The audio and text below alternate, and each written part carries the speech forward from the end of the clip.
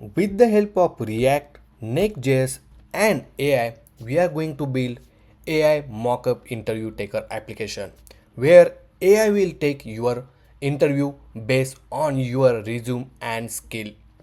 Hey there and welcome back to Tube Guruji channel. Today in this course we are going to build a complete full stack React and Next.js based AI mockup interview taking application, and to build this application we are going to learn a lot of different technologies. Let's walk through the application first and then we'll talk about the technologies and what we are going to build in this course. If you see, we have this beautiful landing page and we added the authentication service with the help of Clerk. Just log in with the account and then you will jump on this beautiful dashboard where you have option to add a new mockup interview, and you can also see all the previous mockup interview over here. Okay, let's add a new mockup interview, and here you just need to give couple of information like what is the job role or job position which you want to take an interview. So let's say I want to give interview on full stack developer. You can add the job description, you can copy the job description from your job portal, or you can add the tech stack which you want to get the interview for. Let's say you want to give interview for React, Java, Spring Boot, Node.js, MySQL, etc. Okay, you can give your number of experience. Let's say you have just 2 years of experience. Okay, and then you can click on this start interview. As soon as you click on the start interview, our AI model will generate the question for you, and boom, you will land on this starting page of your mock interview where you will see all the details which you just entered, and here is some information. On the right hand side you have option to enable webcam and microphone. Once you click on this one, you will see your webcam and microphone is enabled, and now you can ready to start and take that interview. Once you click on the start interview, you will jump on the actual interview page where you will see they will gonna ask 5 questions. It's completely AI based. Here you have option to listen the actual question. Here you have some sample note, and on the right hand side you have this beautiful video or webcam preview to give a real feel of the interview. Then here you have option to record the answer. Now whatever I speak is getting recorded. Okay, and then once you stop it, your answer will be recorded successfully. Okay, once the answer is recorded successfully, with the help of PostgreSql and the Drizzle ORM, we're gonna save users answer in our database. Now let's go to the next question. You can read the question and then you can record the answer whatever you speak. Once you are done with this one, stop the answer and boom. Okay, and then next question, like that you can go to the next question.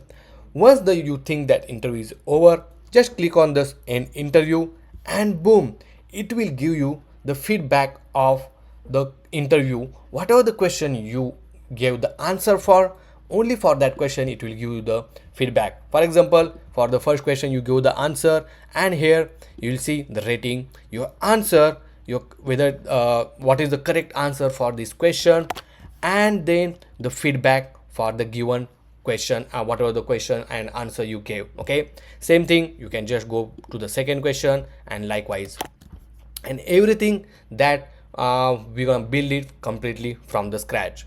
Now if I go to the home, and you will see the new interview you just created over here. Okay, now you have option here to start this interview. It means you can retake this interview. Just click on start and it will again start your interview, whatever the question you just asked. Also you can see the feedback of your previous interview. Just click on this one and you will see the preview, the feedback of this interview question. Okay, and everything will be there as it is. If you want to see the feedback of this interview, click on it and you will see all the questions and their feedback, your answer and everything. So guys, this complete application we are going to build completely from the scratch, and there are a lot of features that we are going to add in this particular application. So if you still did not subscribe to my channel, please do subscribe, because there are a lot of different application, AI based application, SaaS based application and money earning application which going to build it for you So just subscribe it, press that notification bell icon, and without doing any further delay, now let's begin to develop this application. In order to create the React application, we are going to use Next.js. So Next.js is one of the best React framework for the web application, and it provides a variety of features. The most important is the folder based routing. So if you never use Next.js, don't worry, because we're gonna learn everything from the basic, starting from the creation of the application. So right now, if you see, we have this command in order to create the Next.js application. So go to your project, open a terminal, add that folder where you want to create the Next.js or React application, and then just type npx create next app at latest. Now at latest will install the latest version of Next.js application. Then it will ask you to enter the project name. So here we'll say AI interview mocker. Click enter. It will ask you, do you like to use TypeScript? So in this course we are not going to use TypeScript. We will keep it simple for all the user, and we'll use the JavaScript. Then ESLint will say no. The Tailwind CSS we want to install the Tailwind CSS, so we'll say yes. The source directory, say no. The app router, which is quite helpful, and obviously we need this one, so we'll say yes. And import allies, say no. And then if you see it installing some dependency like React DOM, Next, and some dev dependency for the Tailwind CSS. Now if you see, our project is now created and is ready to use it.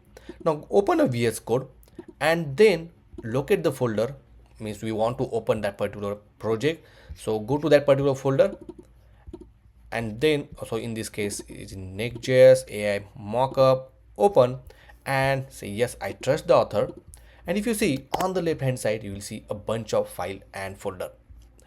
So very first is app folder, which contains the global CSS. So whatever the CSS is applied to this application, or you want to add any CSS which need to apply throughout the application, you can mention inside this global.css. Then we have the layout.js file, which is the default layout page, and each of this Next.js application has at least one root layout. Okay, and if you see inside this HTML tag, we have the body, and inside this body we have these children. So all the pages or routing which happen between this body tag, so all the route will or pages will render through these children. Also it has a metadata, so Next.js is quite helpful if you want to add the SEO for your application, and obviously you can mention what are the metadata you want. And also if you see, we have the default font, okay, which is imported from the Google. We also learn how can we change the font, okay, later in this particular course. Then we have page.js file, which is the default page for our application. Now once we run this application, you will get to know much better. Then we have node modules. Obviously we are not going to touch to this folder, so whatever the dependency library which we install, right, that all the packages will added inside this node_module folder. But as I say, we never gonna touch to this particular folder. Then we have the public folder where we're gonna keep all our images, assets, font, and everything, okay, if needed. And whenever you want to use, you can just use the file name /file name, and Next.js will automatically try to find your particular file inside this public folder. Then we have the JS config, the next.config, which help us to add the Next.js related configuration. Then we have package.json file, so which contain the name of the application, the version, the script to run or to build the application, the dependency which is installed, and some dev dependencies as well. Here you will see the version and all. And then we have package log.json, which help us to maintain or to keep the version of the library constant throughout the application. Then PostgreSql and tailwind.config.js file help us related to a Tailwind CSS configuration. Now if you see in this particular content, we have page folder, component folder, app folder. So whenever you create any folder, right, all the folders or file which you want to apply the Tailwind CSS, you have to make sure that is defined inside this content. Then the theme and all of these things already there. Now let's go to the terminal, click new terminal, and it will open the terminal inside your VS Code.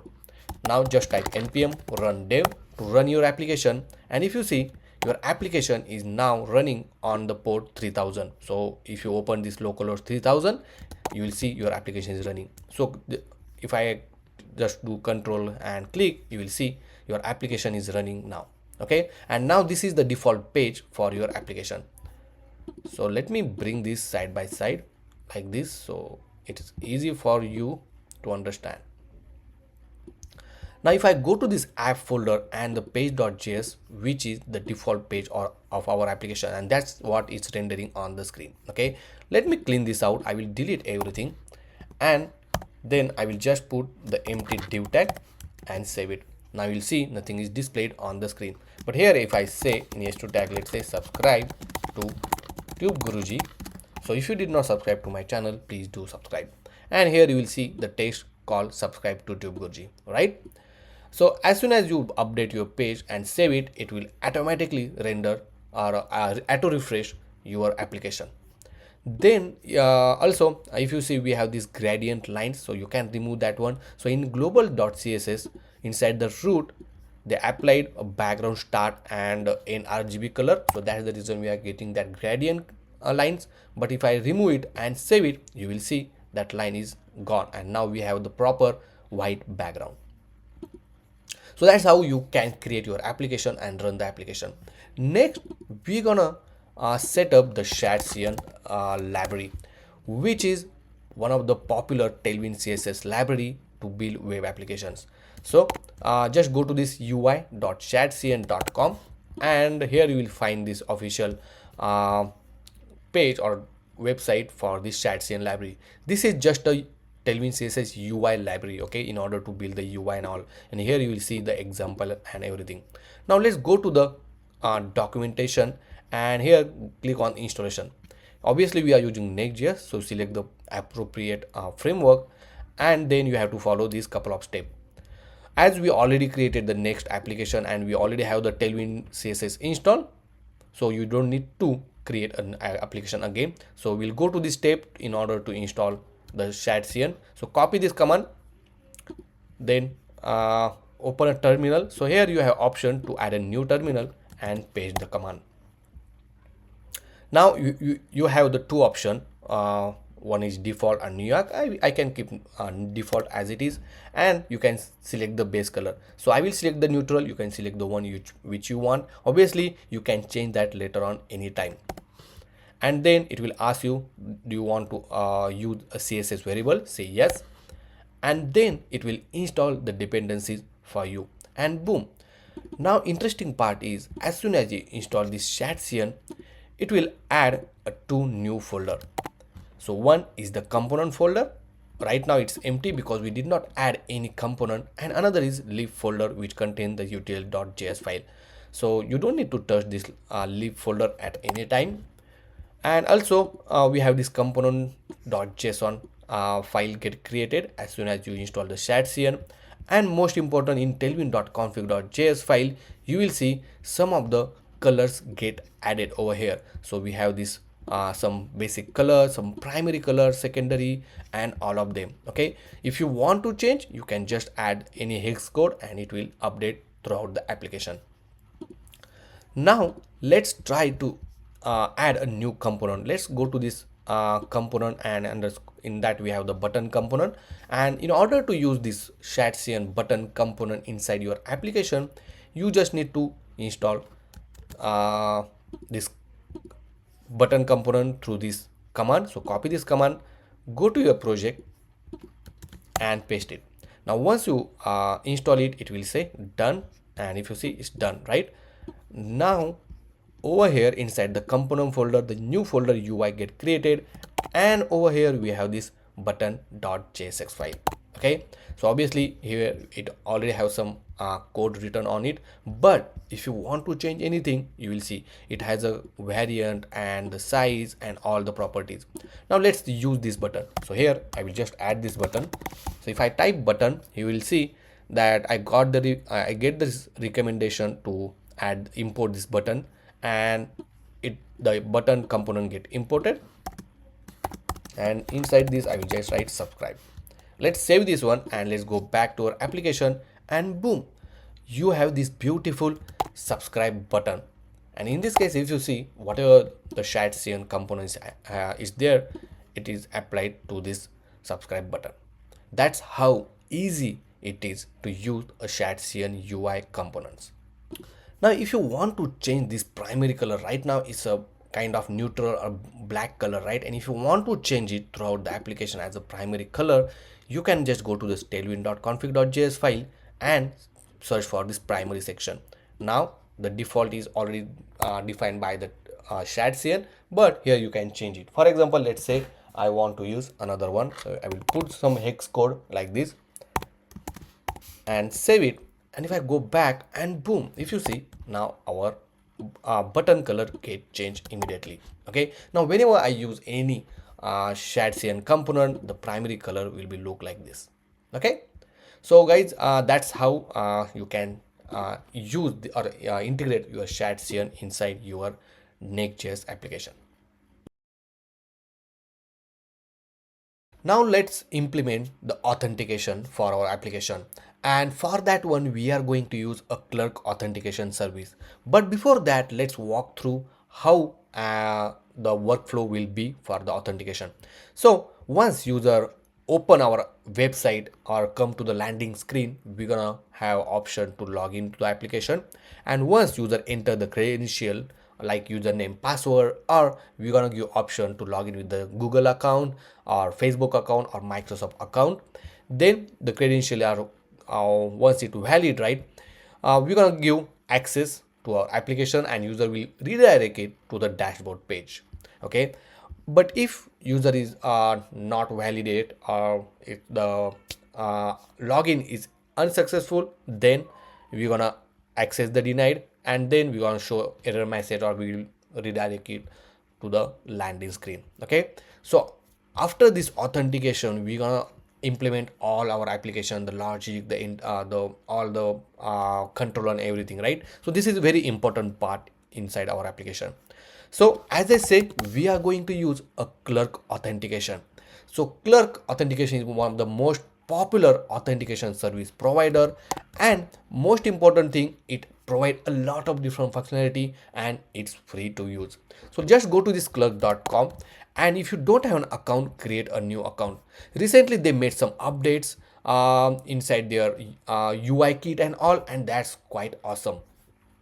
So let's go to the dashboard, and here you have option to add a new application. If you already have account, you will see the option like me. Then give the application name. So here I will simply add AI interview mocker. Okay, then here you have option to enable what are the authentication service you want to add, and on the right hand side you will see this is how it will look like. So let's say if you want to add Facebook, you want to add Microsoft, just add like this. We'll keep these two for now, and if you don't want this email, you can just hide it and it will look like this, but we'll keep the email as well, and then click create application.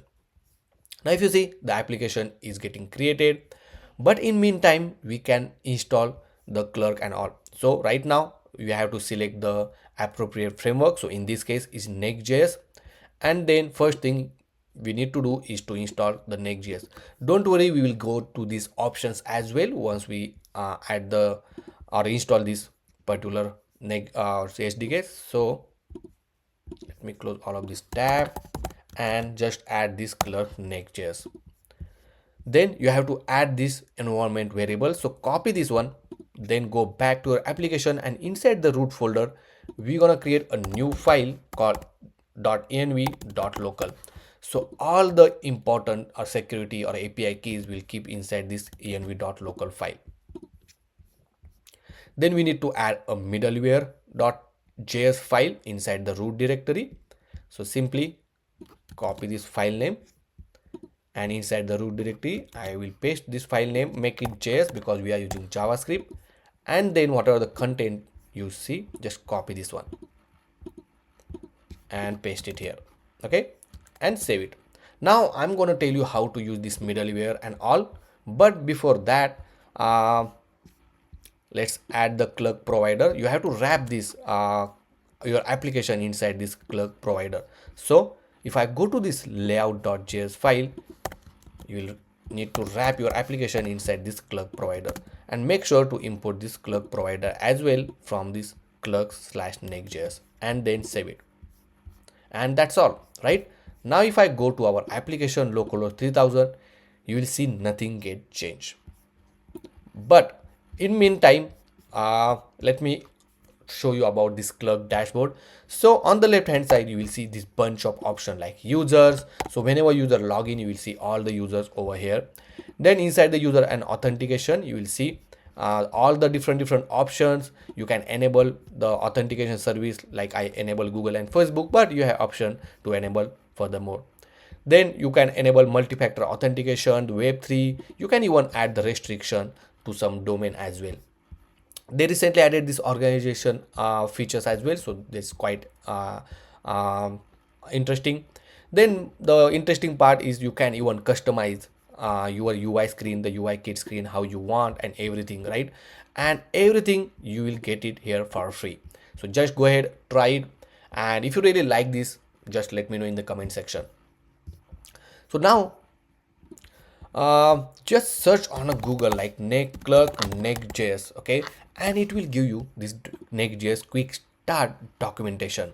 So we already installed this Clerk Next.js. We also added this .env.local file, but most important thing we need to modify it is a Clerk middleware. So we added this middleware.ts file, but currently if you see this command or point 3, that by default Clerk middleware will not protect any routes. Okay, all route are public. You must option it to protection of route. So if you go to this link Clerk middleware reference to add or to protect your routes, okay, so click on it and you will jump on this Clerk middleware documentation. Okay, so inside here, as you know that we already added this line of code, but in order to protect your route, you need to add the route like this. So copy this command, so copy this code, and then go to this middleware.js file. Inside here, I will just paste this one. Now what happened, we are protecting this route, and these are the some of the route that we are protecting, we are trying to protect. So whatever the route you want to protect, you can just add it here. Okay, it's consist of array, and save it. Then if I move down a little bit, now it's time to add or to protect this route through these two different methods. You can either check user is sign in or not, or you can check the role and permission.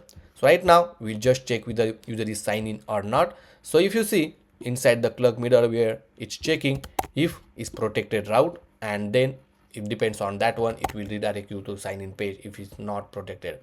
So copy this line of code, and I will remove this Clerk middleware, and just below this I will paste this code. Okay, so it's simply we are exporting this Clerk middleware, but it's also checking whether the route is protected or not. Now let's save this one and go back to our application. Obviously we are not protecting the localhost 3000. Okay, so we forgot to import this create match router, so make sure to import this and save it. And now if you see, the error is gone. So right now, as I said, our default route we are not protecting, but if I create a new route called dashboard, because we want to create, so inside the app folder we create a new route, and we can call it as a dashboard. Inside the dashboard, I'm going to create a layout.jsx, so which is dedicated layout for the dashboard, and let's add a default template. Now if you see, I'm just typing the word like this RFC, which stand for React Functional Export Component, and immediately it gives me the default template. Okay, so for that one, if you want to achieve the functionality like this, we have VS Code extension. So if I go to this extension, just search for this React ES7 plus React Redux extension, and make sure to install this one. Along with that one, make sure to install this Tailwindcss IntelliSense. So whenever you write the Tailwindcss classes, it will give you the suggestion like this, and it's quite helpful. Now once you add this layout, I will just rename this to dashboard layout. Make sure to export this one and save it. Now let's add the default page for the dashboard. So here we'll say page.jsx and add the default template like this, and here we just call it as a dashboard and save it. Now in order to render all this route inside the dashboard, you have to pass the children and make sure to render these children inside this div like this and save it. Now if I go here and if I go to this localhost 3000 slash dashboard, it's redirect me to the sign in page, right? Because inside our middleware.js we added this dashboard as a protected route. But if I remove this from this middleware and if I go to this localhost 3000 slash dashboard, now I can able to access, because we are not anymore protecting this dashboard, but obviously we want to protect the dashboard. That's the reason I'm adding this one. Okay, and if I enter it, now it will ask me to sign in. But here if you see, currently this is not the domain which belong to us. We want to our own sign in and sign up page and own domain, right? So in order to add that, let's go to this documentation again. So I will go back to the Next.js documentation, and if you come at the bottom, you will see the option called create custom sign up and sign in page. Just click on that one. So you can, here you have option to build your own sign in and sign up page. Quite simple and easy. Okay, you just need to follow step by step guide. So first thing, we'll build a sign up page. So you need to copy this particular part until this sign up. You just start from the sign up until this and then copy this one. So I will I will just copy this particular path, and inside this app folder I'm going to create a new folder, but I will start the folder name with a circular brackets, because then Next.js will not consider as a route. That's the reason I want it, just for the grouping your route together for the folder organization purpose. Now I added this auth route. Now in order to add that particular path and file, just click this new file, paste the complete path and just change this tsx to jsx and enter, and boom, it automatically create the folder for you and along with the file. Now simply you need to copy this line of code and then paste it here and save it. Same thing you need to do it for the sign in page. So copy this, go to this auth folder and paste this. Make sure to change it to the JSX, and this I will copy this all of this content and paste it here. The next important thing, we need to update the environment variable. So copy these two environment variables and then go to this .env.local file and paste it here and save. Next, that's all. So I will just close all of this tab for now. Let's make sure everything is saved, and if I go back to the localhost 3000, you will see. But if I go to the dashboard, now in this case, see, the domain is same. So whatever we have, like localhost 3000, but as the dashboard page is protected, it redirect me to this sign in page. Okay, so that's how you can implement. Obviously you can modify the sign in page also. Not only that, but you have option to modify this login UI kit as well. And for that one, Next.js recently added the recently added the new feature called Clerk elements. Okay, so right now it is in beta, but I tried it. It is quite helpful. You can completely modify the sign in page. If you don't like this page, go and install this Clerk element, and here you will see option to add your own custom sign in and sign up page. Okay, no branding, everything you can add your own. But if you want to go with this their own sign in page, that's also fine. Now I just want to add sign in page and just want to add some UI elements. Okay, so for that one, I will go to this hyperui.dev. Okay, so they have pretty much pre-built UI components. So right now we want auth forms. I will go here and I will select this form. I like this form a lot. So go to the view, make sure it is JSX, and then copy this all this code. Okay, it just give the UI. Okay, nothing else. And obviously if I want to add for the sign in, so I will go to here and inside this brackets just paste the code which you copied. Okay, then cut this sign in component, and also I will remove these comments. And here you just need to search for this form tag. Okay, so I will remove this form tag and I will paste our sign in component like this. Now if I save this one and go back to our application, boom, you will see this beautiful sign in page where on the left hand side you can replace this image, on the right hand side you have option to sign in, right, which is from the Clerk.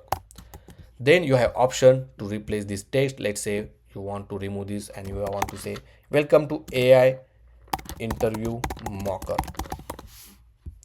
and you can have option to change, you have option to replace these images, and all of these things it's up to you. See the text change. Okay, so just go ahead, try it, and as I say, you can modify your UI sign in page as well. Also, if I go to this Clerk dashboard, right, and over here you have option to customize, right, as I say. So you have option to customize the, let's say you can add the logo over here, the emails, SMS, and lot other things. Okay, so just try it on, and if you have any question, let me know in the comment section. Now if I select the Google account, that's where I want to log in, select the appropriate account, and boom, it will redirect you to the dashboard page. Okay, also Clerk also provide one more important component called user button. If I go to this dashboard page, and over here I'm going to add that component called user button. Okay, and if you see, this component is importing from the Clerk Next.js. Save this one, and if I go back, you will see this beautiful user profile image. If I click on this one, you will see that you have option to manage the account or option to sign out, and obviously it's provided by Clerk only. If I click on this one, you will see this beautiful pop-up message where you will see when it gets signed up, you have all the profile detail, you have option to change this image for this application only, obviously, and lot other things. So that's all for this section. I hope you understand how easily and beautifully we added the Clerk authentication for our application.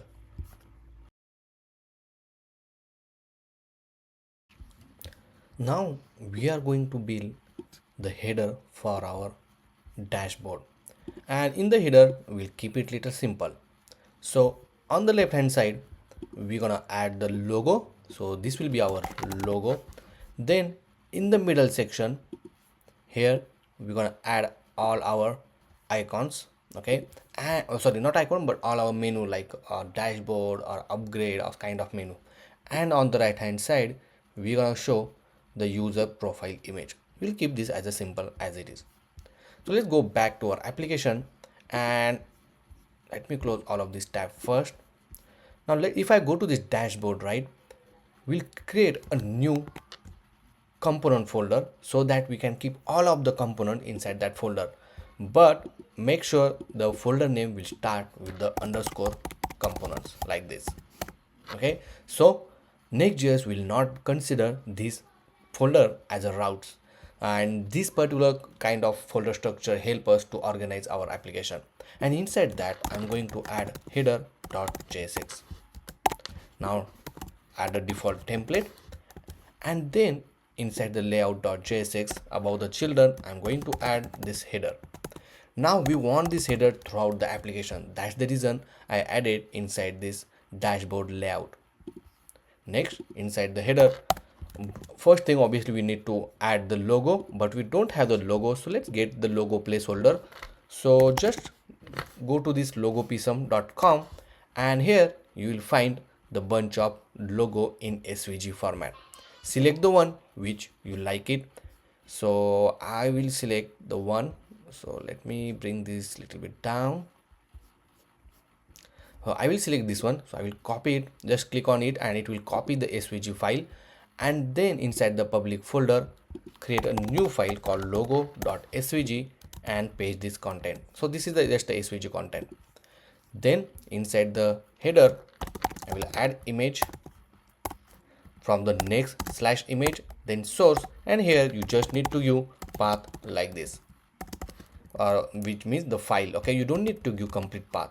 Then we'll give width of 160, height we'll keep it 100, and alt tag I will add as a logo. Now if I go back to our application, if I refresh this one, you will see the logo is showing on the screen.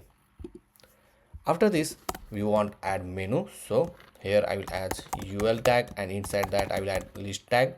And first thing, let's say dashboard. I will copy this couple of times.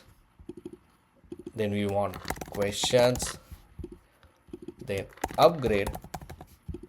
Here we'll say how it works. So these 4 options I added, and right now this is how it will look like.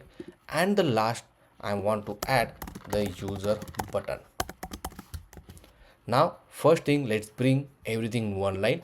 For this div, I'll add class name flex.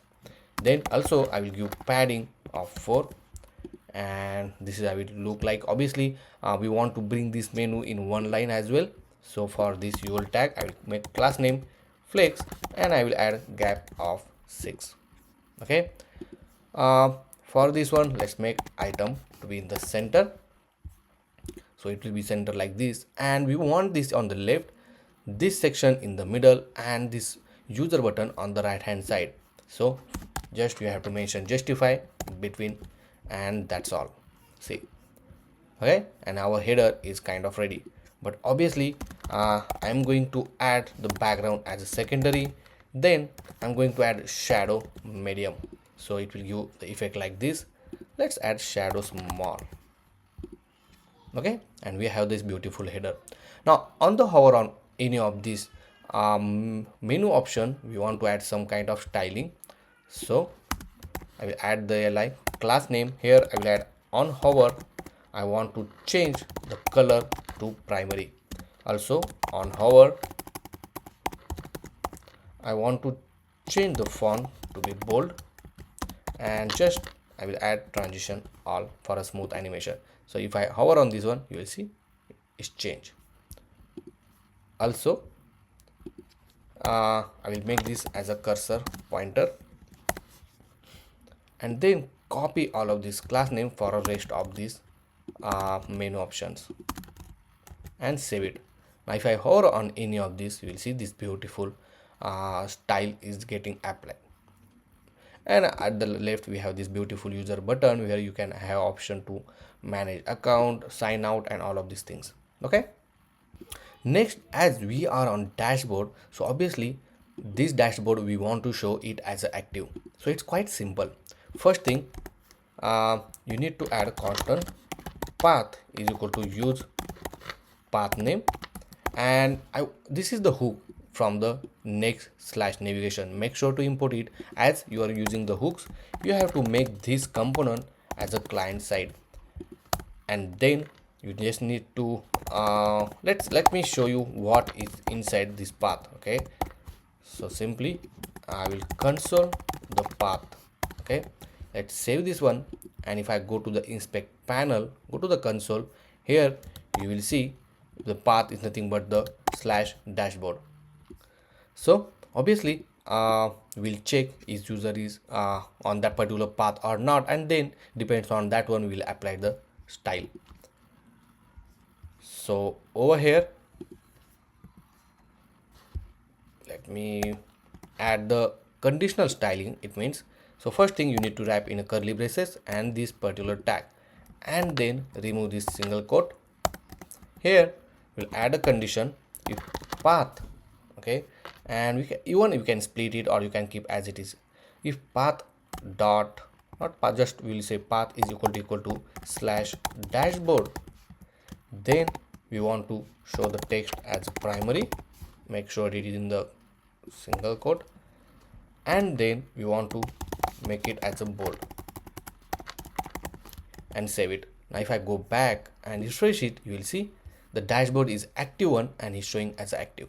Same thing we need to do it for the question and all. So I will copy this class name completely and replace with this existing one.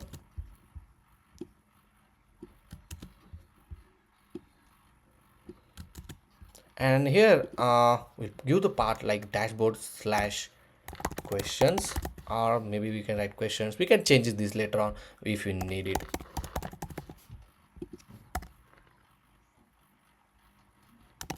Okay, and then save it. Perfect. So right now we are almost ready with this one.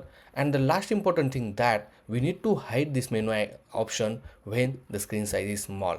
So for this UL tag, we'll say hidden initially, means when the screen size is small, and when the screen size is medium or larger, we'll show it as a flex. Now if I save this one, and if I decrease the screen size, see, it gone. But if I increase the screen size, it's showing on the screen. For the smaller screen, it helps us. Okay, so that's the reason I'm just hiding this when the screen size is smaller.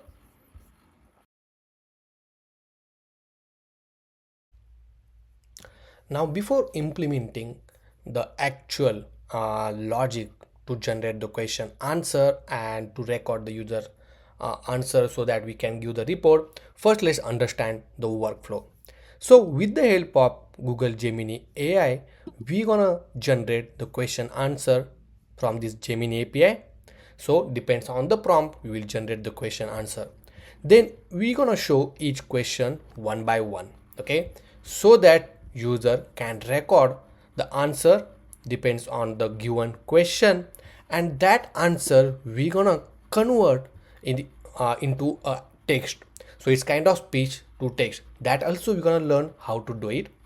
And once we have this user's answer in the format of the text, we're gonna save that inside our database, so that at the last we can give the final report about the user's answer with the actual answer about for that given question. So this is the complete workflow, and it's quite straightforward. That's what we are going to implement now. Now we are going to set up backend for our application, and for that one we are going to use a PostgreSql database to store all of our data. But for that one you need to know the query, right? And many of them you don't know how to write a query for PostgreSql. For that one, for the alternative, we are going to use the Drizzle ORM, which stand for Objective Relational Mapping, and which help us to insert a record or to retrieve the record from the PostgreSql, okay, without writing a query. So, and if you're new to the Drizzle ORM, don't worry, because I'm going to teach you how it works. So whenever you make a call to the database, right, it will go through this Drizzle ORM. Obviously we will write a schema, and then you can make a call, and then it will fetch data from the Postgres, and then Drizzle will return the response to the application. As simple as that, and there is no rocket science, very simple. Okay, but let's go to the Drizzle website, which is orm.drizzle.team. I will keep the link in the description. And once you are here, let's go to the documentation. So it's very easy to set up. Okay, as you know that we are going to use a PostgreSql. So from the get started, select the PostgreSql, and here you will find a different Postgres service provider. Okay, we provide a serverless PostgreSql database, and you can select anything. You have Supabase, you have Xdata, and you can use your own through this HTTP proxy. But in this particular course, we are going to use a Neon database. If you see my previous videos based on the Drizzle ORM, most of the time I use Neon. So select this Neon, and this is the couple of command lines you need to execute in order to install that particular SDK. So first thing, let's copy this Neon database serverless npm command. Go to your project, and inside the terminal, so I will open the terminal from here and paste it. Now it will install this Drizzle ORM. But if you see, we got an error, and this it's saying that it's looking for the React 18.3.1. But if I go to our package.json file, we have the React 18. So here just make sure to change to 18.3.1 like this. Okay, if you already have, no need to change, but if you don't have 18.3.1, make sure to change this React and React DOM. Then save this one, and I will just clear this and then make sure to install it again. Means do npm I, so it will install the updated package dependency, and then again install this Drizzle ORM Neon database serverless SDK. And in this case, now if you see, it get installed. Next we need to install this Drizzle kit, so copy this one and then simply paste it here, so it will install the Drizzle kit as well.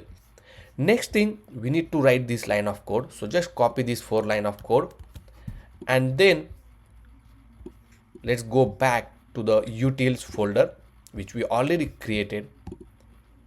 I don't think so. Okay, we did not create it, so make sure to create a new folder called utils in to the root directory. Okay, and inside that one I'm going to create a db.js file.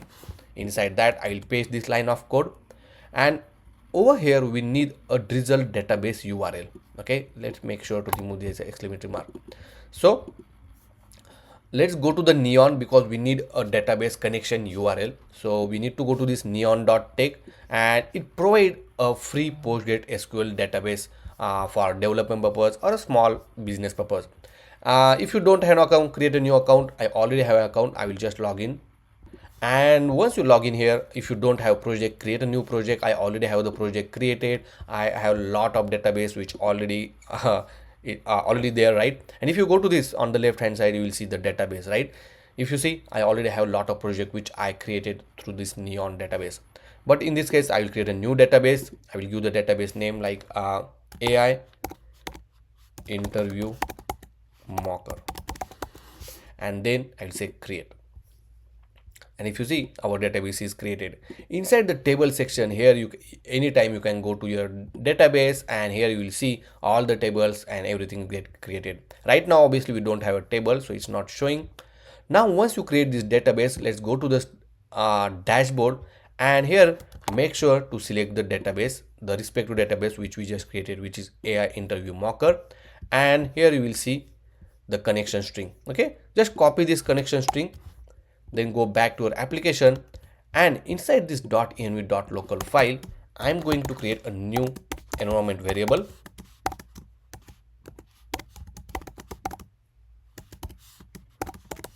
and I will paste this URL and copy this, save, and replace this environment variable with our own environment variable like this. Okay, also make sure to export this DB so that this DB reference we can use anywhere inside our application. Now save this one, go back to our Drizzle ORM, and pretty much we set up this one. Next thing, let's go to this Drizzle kit. Okay, because we need to set up the Drizzle configuration now, because we just set up the database configuration. Now it's time to set up a Drizzle configuration, and just scroll down little bit, and over here inside this configuration part, okay, even though you can directly jump from here as well, here you need to select the Drizzle config.js because we are using JavaScript, and copy this command. But before that we need to create this file called drizzle.config.js. So inside the root directory, create a new file and simply just write drizzle.config.js. Make sure don't make a mistake in the spelling, so it need to be a drizzle.config.js file, and just copy this content and simply paste it here. Now inside this URL you need to provide the URL, so the database URL you need to provide. So I will just copy this from here and paste it. Okay, let's save this one, and next you need to write the schema. So in order to write schema, it's very simple. Okay, let me show you how to do it. Obviously you can take a reference from the Drizzle documentation, and if you go to this schema section, you will see how to create the schema and all. Okay, but let's create our own schema. So inside this utils folder, I'm going to create a new file called schema.js, and here we'll simply say export constant the name of the schema. In this case I will say mock interview is equal to, and then you have to write pg table, and make sure it is importing from this Drizzle ORM pg core. Then you need to give the table name. So in this case I will give mock interview comma, and then inside this you need to provide the table, the column name. Okay, so whatever the column name you want to give. So in this case, let's say first thing is id, is of type serial. Make sure it is importing from this pg core. pg core stands for PostgreSql core library, right? And here I will say serial id. Now this particular string which we are providing, it's actual the column name inside our database, and this is the TypeScript base, because this is TypeScript base ORM, right? So this is helpful to access or insert the record. You will get to know much better. And here I will say this is a primary key, as simple as that. Now we want JSON mock response, and this needs to be of string because it's a big JSON response which we are going to store. And here I will say JSON mock response dot not null. Dot not null.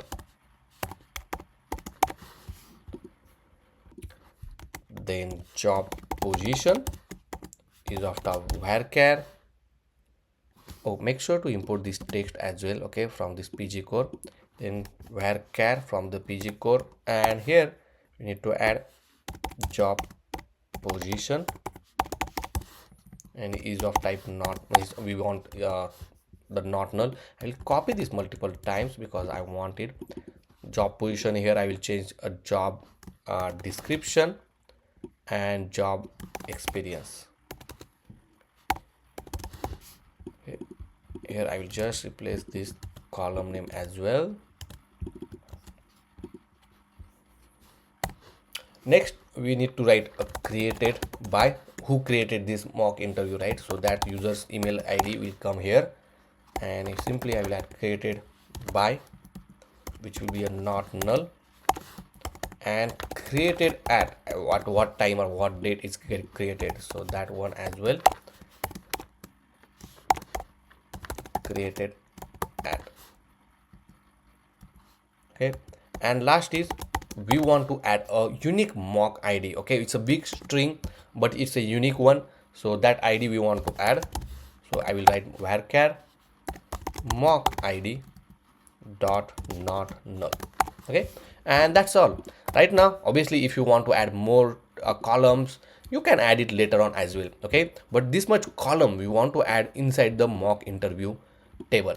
So let's save this one, and before running any command to create this application, we need to make some change. Not change, but we need to make some update. So inside the db.js, here we are going to add a schema like this, but obviously we need to import this. So import star as schema from, and then you need to just give the path of that schema, and that schema we inserted. Also inside the drizzle.config.js file, make sure to import this, just provide the schema path. So utils slash schema.js like this. Okay, so make sure it's correct one and the path is also correct. Let's save this one, and then let's go to this package.json, and here I'm going to add two important scripts. Okay, the first is I'm going to write, you can give any name like this. So I will give db push, which will push the changes of the schema. So here the command is db drizzle kit, and we need to write push. And for the studio, so studio is nothing but the drizzle studio help us to see the actual data, or you can add, delete the record from there as well. Here will be a npx drizzle kit and studio. Okay, and let me show you how the studio will look like. So inside the Drizzle ORM, right, if I go to the studio documentation, so this is how it will look like, right? You can have option to add a record and all of this thing, and that one also we set up already. Now go to the terminal, and here just type npm run db, and here we say push. Now as I say, db push help us to push the record, and if you see, it's saying changes are applied. Okay, it means our table is created.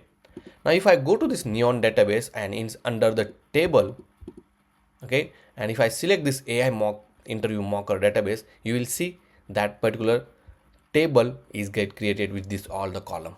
right? But you can also check inside this studio as well. So in order to run the studio, just npm run db studio, and then your studio is running on this particular URL. So just click on this one, it will open inside your browser, and boom. So this is the beautiful studio you will see over here.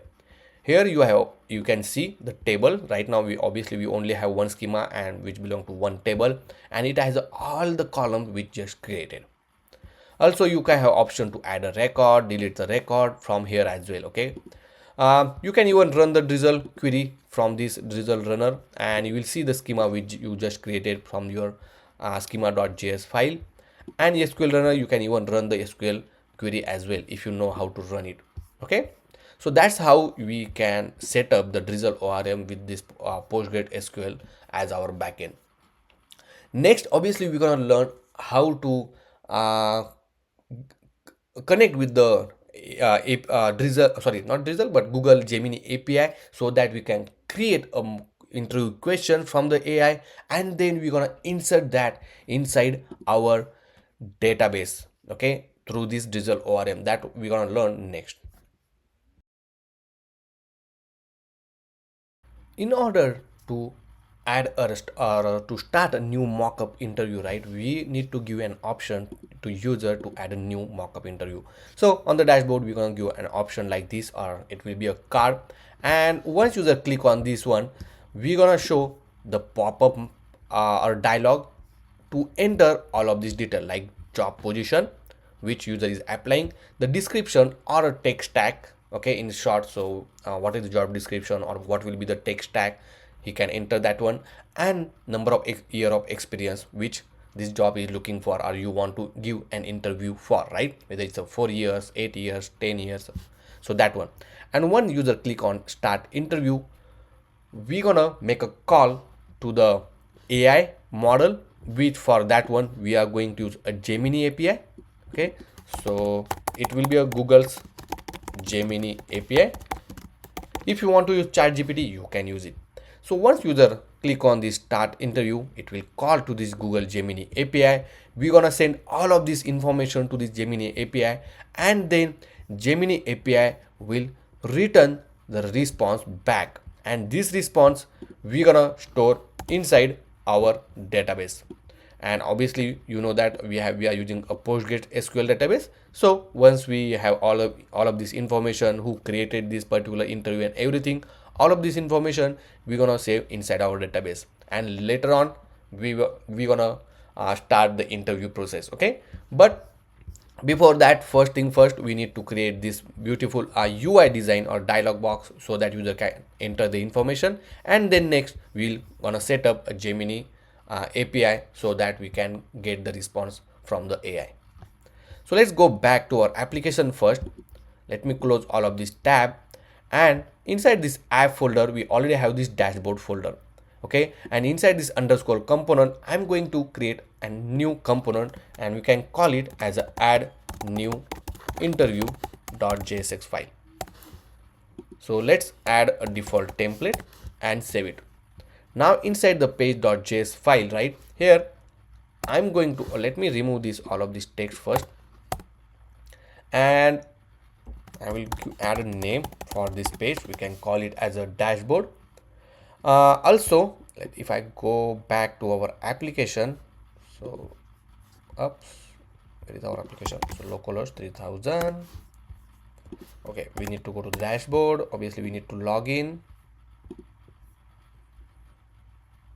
and this is our dashboard, right? Obviously on the large screen I want to give some padding from the all of this side. So let's save this one, and I will go to this layout.jsx file, and I will put this children inside the div tag,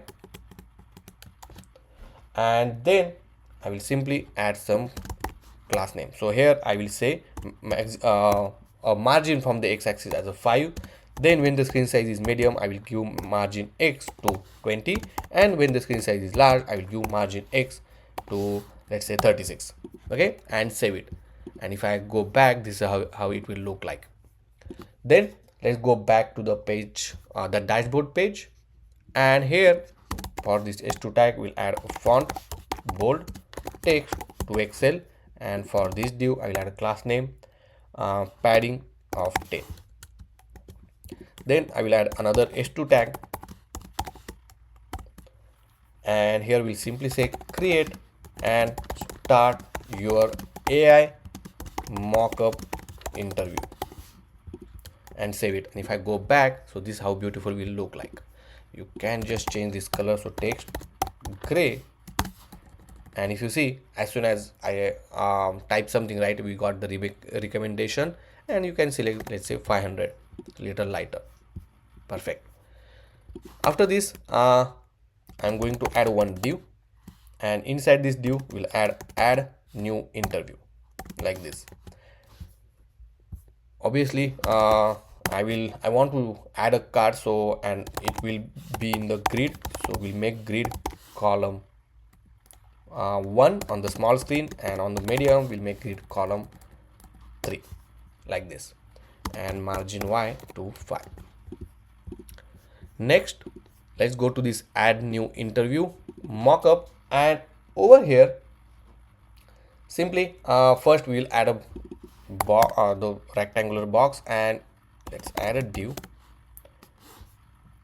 Over here I'm going to add h2 tag, and inside that I'm going to write plus add new. Okay, let's save this one.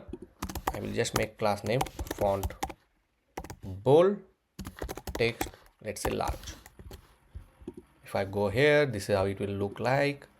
And then for this div I'm going to add a class name. We'll add a padding of 10. I'm going to add a border, then we'll make rounded a large. Let's see how it looks. Perfect. And then for this s2 let's make it text center. Perfect. Okay, and obviously I'm going to change the background color, so we'll make a background of secondary, and along with that one, when I hover on it, right, I want to scale to 105. Also on hover I want to add a shadow effect, so we'll add a shadow small, or let's make medium, and let's make cursor pointer. If I go here and if I hover on this one, see, a beautiful hover effect is working. For a smooth animation, right, the hover effect, you can just add transition all, so it will be smooth like this. See, and even though if you don't add a font bold, that's also fine. Yeah, I think this is good enough. Now on the click of this one, I want to open a dialog, and for that one we are going to use a shared CN dialog component. Okay, so go to the shared CN component and select this dialog, and if I open this one, this is the sample example, but you can just install this one. So go to here, copy this command in order to install a dialog component from the shared CN, add a new terminal, and I will paste it here. Once it installed, first thing you need to import this import statement for the dialog. So over here I will just add it, and then you can just copy this example. Obviously we're going to modify it, but over here I will just paste it and save it. Now if I go back and if I click open on, if you see this trigger, right, it will open this dialog, but we want to open this dialog on the click of this add new div. Okay, so I'm going to create one state. We'll say open dialog comma set open dialog is equal to use state, and initially I will make it as a false, and I want to remove this dialog trigger, but for this dialog it has a property called open, and here you can just add open dialog. Okay, so if open dialog is true, then it dialog will open, and on the click of this div, so let me bring this down. Here we can add on click, and then on the click of this we'll open the dialog, so we'll make the set open dialog is as a true, and then save it. Let's go back. Okay, so we use state, so we have to make this particular component as a client one, so make it sure to add this use client, and then boom. Now if I click on this one, if you see, we have this beautiful pop-up is showing on the screen. But along with that we need a button and lot of things. Okay, let's add a button first. So inside this description, or you can add over here, I'm not sure. Let's try to add, let's add one div first, and inside this I'm going to add two buttons. One is for cancel and one is for start interview, like this. Okay, and then save it. Now if I go back, you will see these two buttons. I will make this cancel button, let's say variant is equal to, and let's say ghost only, like this. And for this div, let's add a class name. We'll add flex and gap of, let's say 5, and we want at justify end at the right hand side, so we'll make like this. See, and on the click of cancel, so here we'll add on click method. We'll just set open dialog as a false. Okay, and save it. Now if I click on this cancel button, see, the dialog is getting closed. Then we need to create the dialog like this one. So first thing, we need to install this input component from the .cn. So go here, and I will just copy this command so that it will install the input component. In meantime, I will remove all of this content, and I will add one more div. Inside that I will add the s2 tag, and here I will add this heading. We'll say tell us more about your interviewing. Tell us more about your job interviewing. Okay, something like this. Then another s2 tag, and it will say, let's say, add details about your job position / role, job description, and years of experience. So for this s2 tag, I will add a class name. We'll say font bold text to Excel, and then save it. Now if I go back to our application, obviously let me refresh this once, add a new button, and you will say here, it's better to remove from here, and I will keep it as a title. And if I save this one, obviously here try to add a class name, font, not font but text of to Excel, so little larger, something like this. Even you can change the width of this particular dialog. So for this dialog content, you can add a class name. Here we'll say maximum width, let's say Excel. Yeah, perfect. You can add to Excel, let's say to Excel. Perfect. And then we have this beautiful text as well. After this, we need to add this input along with this label. So inside this div, I will add one more div, which first will hold label, and here we'll say job role / job position, and then we'll add the input. Now this input is I'm adding from the .cn, and which is importing from this @component UI component. For this one, you can add a placeholder like example, we'll say full stack developer.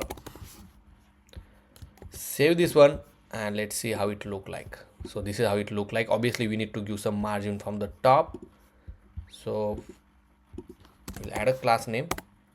We'll add margin top to 7 and margin Y to 2. I think that's pretty good.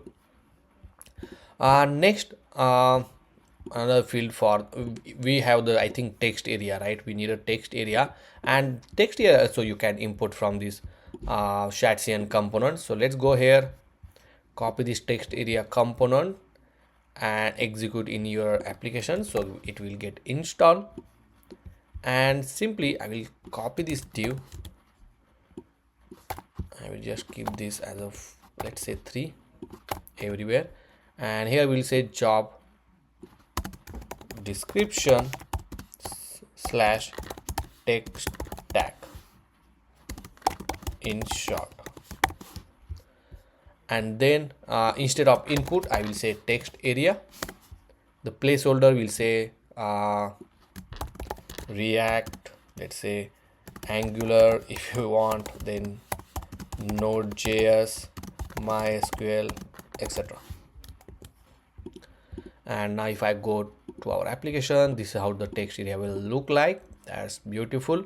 And the last number of year of experience, so I will copy this div, paste it here, and then here we'll say years of experience,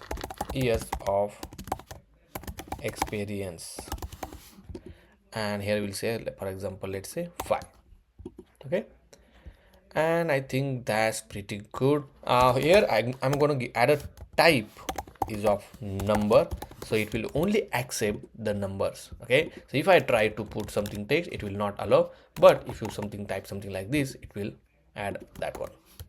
And here I will say example 5. I think that's pretty good. So we have the job role, position, description, years of experience, and then here you can say start interview.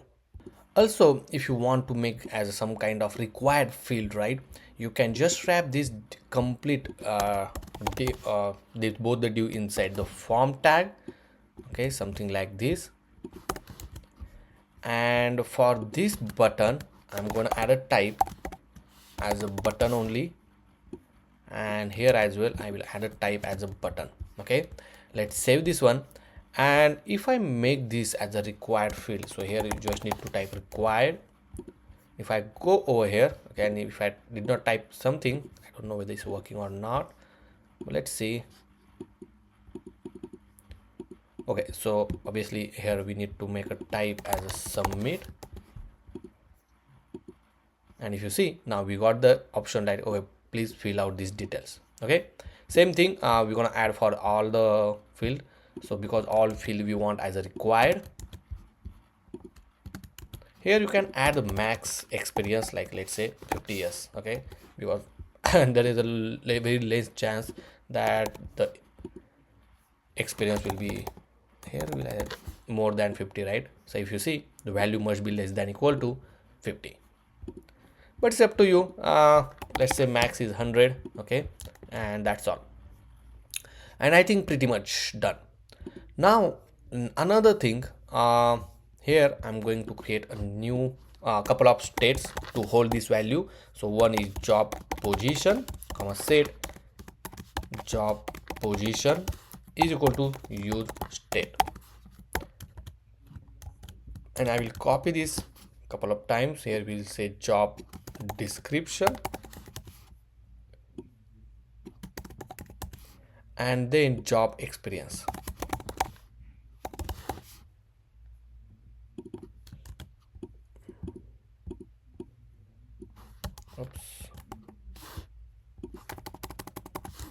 Job experience. Okay, and save it. Now whenever it's changed, right, either you can do the on form change, but I will keep as it simple.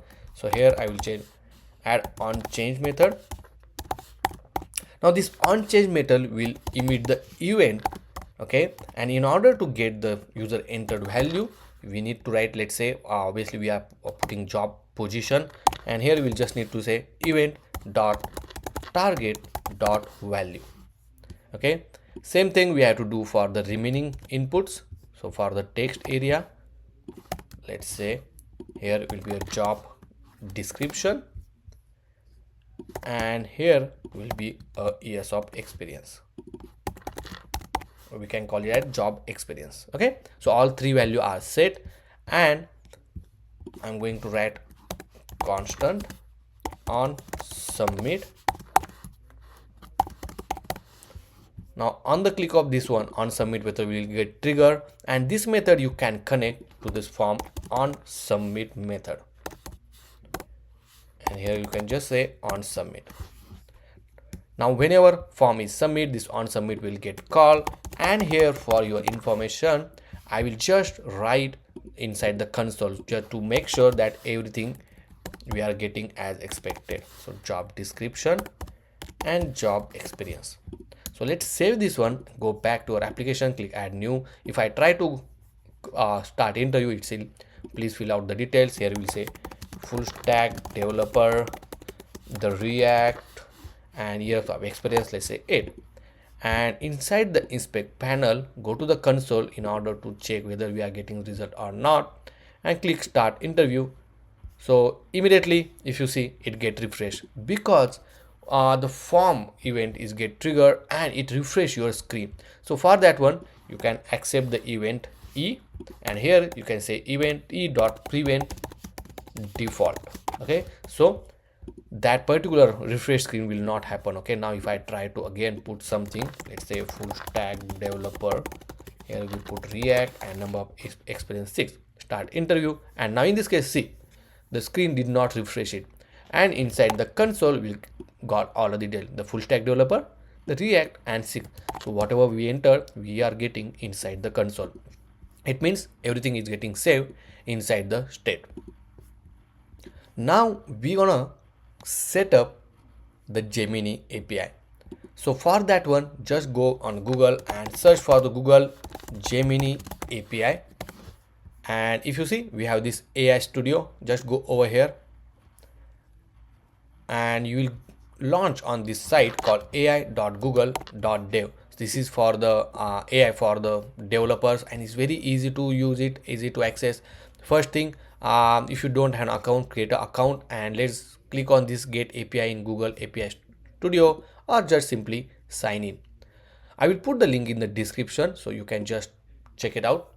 Now the most important and most important thing for all of you, that Google Gemini API is free to use. Okay, they have the free tier, and if I go to this Gemini API, right here you will see the pricing, and if I go over here, you will see up to 1 million token per minute is free of charge. Obviously you can make only 15 requests per minute, but that is sufficient for now, and as you say, it's free of charge. If you want to go as pay as you go, so it's quite cheap. Okay, and it's up to how much you are using, and depends on that one they will charge, but as I told you, it's free of charge. Now once you are here, let me go back on the home screen and just click on this get API in AI Studio.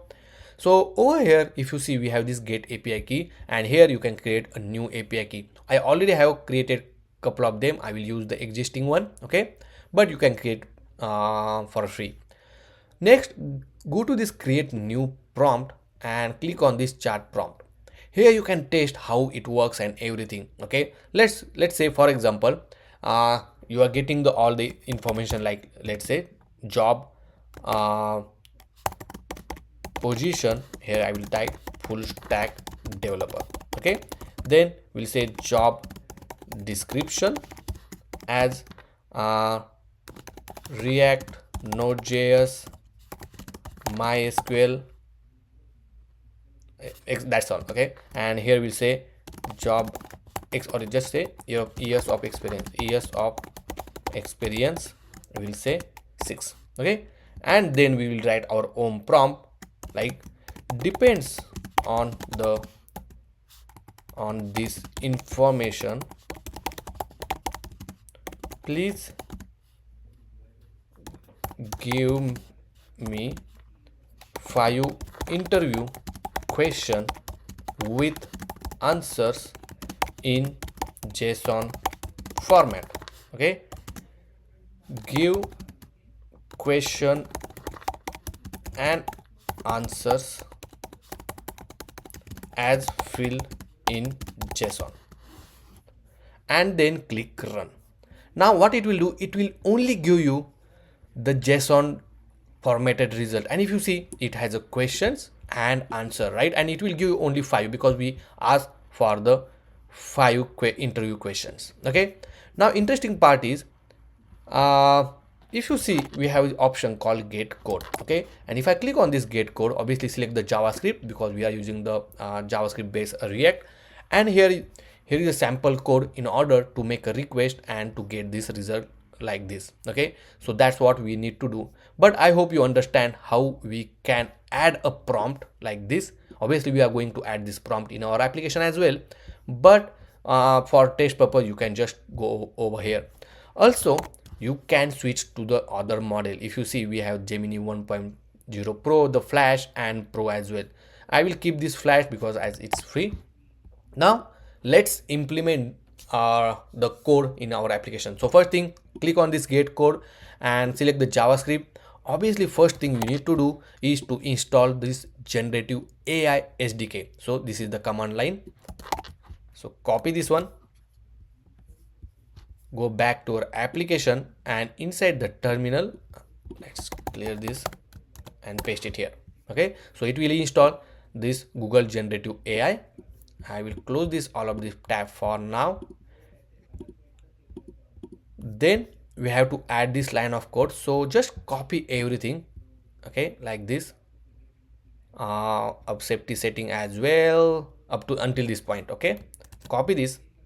Then inside your utils folder, here I'm going to create AI Gemini AI. I will say Gemini AI model.jsx, or let's say JS, and paste your code like this. Now over here, if you see, you need to add the Gemini API key. So as I say, the Gemini API key, let me go back to this API get API key. Oh, it's saying it will not save, but that's fine. Okay, for now I will just copy this line of code as well. Let me go back. Oh, in JavaScript I will just copy this for now, okay, because otherwise it will, our code will go, and we'll paste it here. Okay, but don't worry, we'll replace that one and close this. Click on get API key, say okay, and here I'm going to copy my API key. Then inside this .env.local file, I will say next_public_Gemini API key is equal to, and I will paste this key, don't use mine. And then you have to replace this variable name with your actual environment variable name. Make sure it will start with the next_public because you are using on the client side, and this API key is getting passed to this Google Generative AI, and perfect. Next, we don't need a chart session, so I will remove this line of code. We don't need this one as well. I think let me see. Oh, just do undo because we need this one, but we don't need a history only. So I will remove this history. Okay, because sometimes depends on the history, it also give you the response, and that's all we needed. I will remove this line of code from here. Okay, and we don't need a sync function, so remove that one. But here you have to make sure you will export this chart session, and then we have this model start chart and all of these things. Okay, now let's save this one, and boom. Now let's go back to our dashboard component, which is add new interview, and on the submit we're gonna call that particular method. Now next, inside this on submit, we need to create a constant for the prompt. Here we say constant input prompt is equal to, and from this one, right, I will just copy this prompt for now. Obviously you can make changes according to your need, and I will paste it here. Okay, so this will need to be in string format. Obviously instead of this job position, I will replace this with our state called job position. For the job description, I will change with the job description, and years of experience, obviously I will change this with this job experience. Okay, and this obviously will be constant here. If you want to make, you can make this count as inside the environment variable. So what I'm going to do, I'm going to add next_public, and here we can say interview question underscore count is equal to, let's say, 5, and here just I will use it. So anytime if you want to change from the server, you can change it. Perfect. And now this is our input prompt. Now in order to make the call to this API, AI Gemini API, here you can just write constant result is equal to await. So mark this as a async, and you can just add chart session. And if you see, this chart session is importing from this Gemini AI model which we created, and because we exported this one, we are able to use it over here. And here we'll say send message method, and inside that we will simply add this prompt, not this one but this input prompt we need to pass. Okay, so whatever the text input you want to use, you can just pass that one. And the last, in order to get the result, let's say console.log. Inside that you can get the result using result dot response. You will get it here dot text, like this. Okay, so you'll get the response in the text format first, and obviously then we will parse it into a JSON. But for now, I think let's save this environment local file, save this one as well, and let's go back to our application. So let's refresh it once, click add new. So we got one error. I don't know what's this one. Hydration error. This is hydration error. That's, I don't think so there is an issue, but this hydration error comes because in the model you can, let's say as, I don't know whether add child will work or not here. That's fine. I think let's ignore this one and let's test this out. So I clean everything. Here we'll say full stack developer. I will add some stack, React, Node.js, then MySQL, Firebase. Okay, then years of experience I will say 6, and click start interview. Now it will take some time because we are fetching from the AI, right? And if you see, boom, inside the console we got the result. So inside the result we have this question, and if you see, we have this 5 question, and along with that we have the answers. That's pretty good, right? Second thing, we are getting this response, but it started with this colon JSON, right? And obviously this is, then it will not consider as a correct string for to parse the JSON, right? And it will give us the error when you are trying to parse it. But if I go to this AI Studio and click on this button called edit, inside this one as well we have this response, correct? So what we need to do, we need to replace that like this. So let me let me define this constant. Here we'll say mock JSON response is equal to, add it here like this. Then we'll say dot replace, and we want to replace this particular string, right? So replace this one with the empty one. Again we want to replace one more important which is this end tag as well. See this 333, and this one also we will replace with the empty one, and then we'll get the exact response. And obviously now once we have the response, you can just parse it, this mock JSON response like this. Okay, now let's test this out again. But before that, if you know that whenever we make a call, it takes some time and we want to show some kind of loading over here. So you can just add one more state to maintain the loading.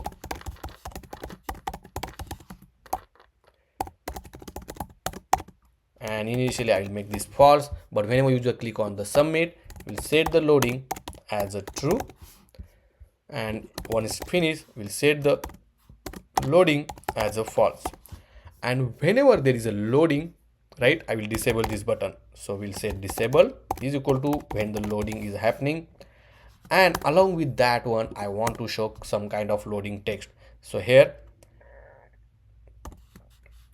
I will add, if loading is there, then I want to add the loader icon. So if you see, we have this lucid react icon. Okay, so you can just type it and you will get this icon, something like this. Just select the icon which you want. So in this case I will select this loader circle. Okay, and along with that I will write a text generating from AI. I don't know whether it's working or not. And then otherwise I want to show start interview as a text. So for this one, what I'm going to do, I will add an empty tag, something like this. Okay, and boom. And I think that's pretty good. So for this loading circle, which is icon, here I'm going to add a class name, and here I will just say animate spin, so it will spin it round and round. And I don't want this start interview button anymore. Let's save it and let's go back, click add new. I will clean everything. Here we'll say full stack developer. I will keep same prompt, SQL, and here I will say 5 years of experience. Let's click start interview, and if you see, we got this beautiful text saying generating from AI. Okay, and boom, once we have the result, if you see, we have the proper result in the JSON format. Here you will see 5 questions. Inside for each question we have the answers as well, and all of these things. Perfect, right? So that's pretty good. Now we need to save this in one state. So constant, we'll say JSON response, comma set JSON response is equal to use state. And this obviously this is the array, so I will put like this, and at the end we set the JSON response. But this JSON response I'm going to save in a string format for now. Okay, because this JSON obviously one did not save, that's I think fine, but let's save in a string format only. Next, obviously once we have all of this information along with this JSON response from the user, from the Gemini AI model, we need to store inside our database. Okay, so in order to store inside our database, here I will say constant result, or we'll say, let's say response is equal to await, then db. Now this db we need to import from this utils db dot insert, because we want to insert the record. Now which table you want to insert, so you just need to give the mock interview from this schema. Okay, so if I go to this schema, so this mock interview schema name we need to give, okay, not the actual table name. And then we need to write values, which value you want to insert. Now first thing, we don't need to insert id because it's auto increment, but let's add a mock id. Now in order to add the mock id, we need to generate the unique id, right? And for that one, if I just type uuid npm command, right, so this UID will generate this kind of unique id every time. Okay, so just copy this command UID, and I will install this package so that we can generate this UUID, something like this. Okay, and I will just import this statement as well. So copy this import statement, paste it here. Okay, then after this, if you do the control space, you will see all the fields which you want to need to insert, right? Only created add is optional because it's showing with a question mark, otherwise everything is required field. So first thing, we'll put a JSON mockup response, which is this mock JSON response. I will keep as it is.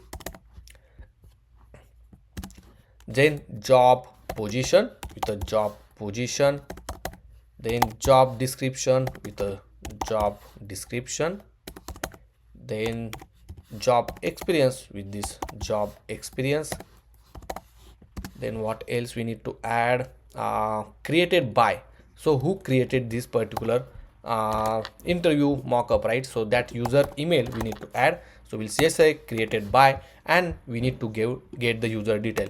Now in order to get the user's detail who log into our application, you can get it from this constant user is equal to use user hook. Okay, so this use user hook is importing from the Clerk Next.js because we implemented the Clerk authentication service, right?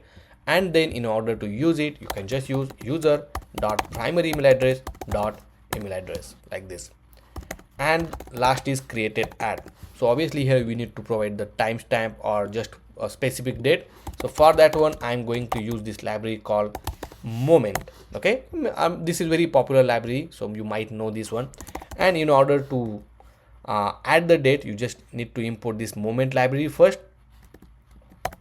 Okay, so make sure it's imported, and then you can just format the date according to your need. Obviously, if you did not provide any date, it will take a current date, and then you can write dd, then month, then y, something like this. Okay, so it will give date, month and year. And I think we are good. Let me see what else we need. I think everything we added. Okay, perfect. Then once we add everything, right, we want to return something. So here we can return the some value. Let's say we want to return a mock id, so you can just write mock interview dot mock id. So whenever it install our record is get inserted inside database, it will return us mock id of inserted record. And now here I will just console the inserted id, I will say comma, and we'll say response. Okay, so this response we wrote it here. But another important thing here, we gonna execute this particular insert only when we have the actual result. Okay, or we can say we have this mock JSON response, I think. Yeah, otherwise we will show kind of error message, some if we got some error. Okay, but for now I think we are good, and we are showing the inserted id. I think let's test this out. So now let's go back, refresh the screens once, add new. Here I will say full stack developer, then here we'll say React Node.js, years of experience, let's say 4, and I will click start interview. It's saying generating from AI, and in boom, if you see, we got this 5 interview question, and along with that one we also got inserted id, and this is the mock id of the inserted record. Okay, obviously this mock id we need it because we want to send it to the new page. Okay, that we'll learn it in the upcoming session. But until this point, I hope you understand how we return this mock id. Now if I go to this Drizzle ORM, if I refresh this screen, and inside this mock interview table, you will see the one record we just get added. Here you will see this JSON mock response, the job position, the job description, number of experience, and most important detail information, which is who created this mock interview, the user's email, the date. If you see, we have 3rd of June 2024, and the mock id, and this mock id is get returned back to our application inside this console which we printed out. So that's all for this particular chapter. I hope you understand everything, and if you have any question, obviously let me know in the comment section. But couple of important things, that how to integrate this Google Gemini AI model inside your application, how we pass this information by removing this JSON text, and how easily we insert it inside our database, so that in future we can keep this information to the user, so that user can see on his dashboard. Okay, also one more important thing I just forgot, I think. Once we have the response, so here we'll say if the response is successful, then simply we will set the open dialog as a false, because we want to close the dialog and then we want to navigate to some other screen that we will see in the next session. Once the user generated the interview mockup response, and as we already storing inside our database, as soon as we create it, we need to redirect it to a new screen. So for that one, we are going to create a new route. So inside the dashboard route only, I'm going to add a new file, or we can add new folder, and you can call it as an interview. Inside this interview folder, I'm going to create an dynamic route. Okay, because each interview is unique by the mock id, and we want to pass that mock ID to fetch the information as well. So in order to create a dynamic route, you have to start with this square bracket and the folder name. So in this case I will say interview ID, something like this. Okay, and then click enter, and inside this now you can create page.jsx file. Now add the default template, and here I will say interview and save it. Now if I go back and if I go to the dashboard slash interview slash some ID, it will navigate to this interview screen. See, currently it's just showing tech interview. Okay, but whenever we have the response and the data is inserted inside database, here we now need to route it. So simply we are going to add router. So here we'll say route is equal to use router from the next slash navigations. Okay, and then over here we'll navigate to that screen. So router dot push, and then we'll navigate to the interview screen. So here we'll need to write slash dashboard slash interview, and the most important thing, we need to pass the mock ID. So as this mock ID is contain the first element will be there. So here we'll just add response of 0 dot mock ID, something like this, once we have the response. Okay, and save it. Now inside this let me go to the database, and right now we have this mock ID. Let's go here and let's pass this mock ID over here. Now on the screen we need to fetch this mock ID, because depends on this mock ID, or we can call it as a now interview ID. Depends on that one we are fetching this particular record information. So let's go to the interview page, and in order to get that dynamic interview ID, right, this interview ID, we just pass here params, and this param contain this interview ID. Let me show you inside the use effect. So here I'm going to just console log the params value. As we are using use effect, make this page as a use client and save it. Now if I go back to our application and go to the inspect panel, go to the console, and if I refresh the screen, you will see the page line number 7, right? It means this one is returning this interview ID.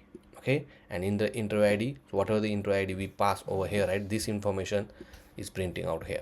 Now obviously you can just access it using this param dot interview ID, as simple as that. Now here we're going to create a new method. We'll call it a get interview details, and with the help of Drizzle ORM we'll fetch the record which matches with this mock ID and or interview ID. So here we'll say await, make this as a async. Here we'll say db dot select from, here we need to pass the table name. So in this case is mock interview. If you see, it is importing from the schema. Then we need to write where condition. So we need to pass we need to match with this 2 column, right? That's the reason I added equal to, and then 2 fields. So first is mock interview dot mock ID should match with this interview ID. Okay, and then simply I'm going to print the result. Now this get interview details, we'll call it inside the use effect. Let's save it. Let's go back to our application. Let me refresh the screen once, and boom, if you see, we got this result, and inside the result everything we have: job position, job experience, along with the JSON mock response as well, which contains our actual questions and answer for the interview. Now let's save this in one state. here we'll say interview data comma set interview data is equal to use state, and simply here we'll say set interview data will be the result of, because obviously we have only fetching first result, so result of 0 we need to print it out.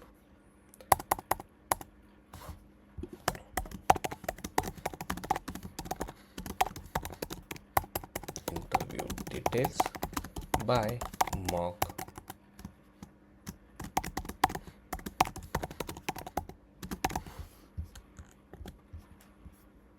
Now let's implement the page. So here I'm going to add h2 tag, and it will simply say let's get started.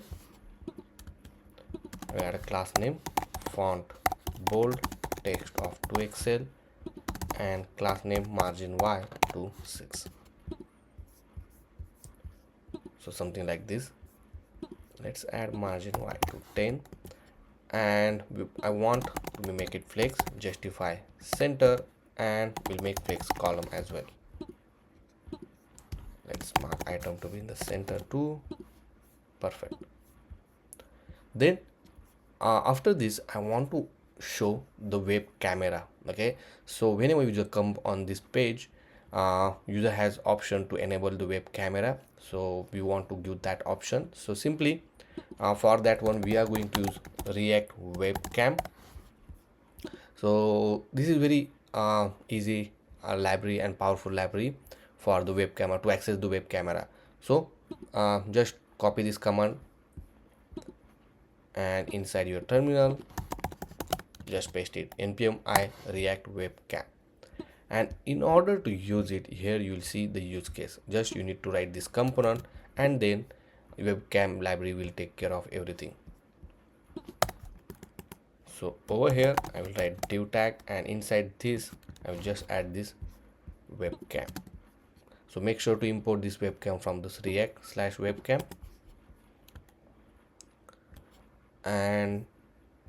but before that let me add the webcam from the Lucid React like this.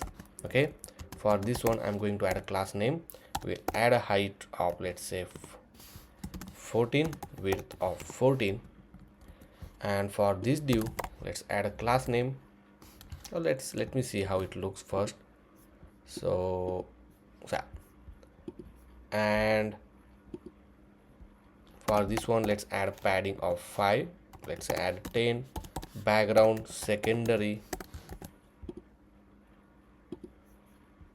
So here obviously we need to add more width, let's add 48, and we'll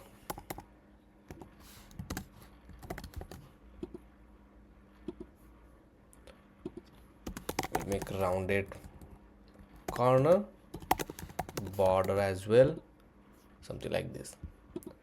And obviously the let's increase this size at 96, let's say width to be full, and that's too much actually.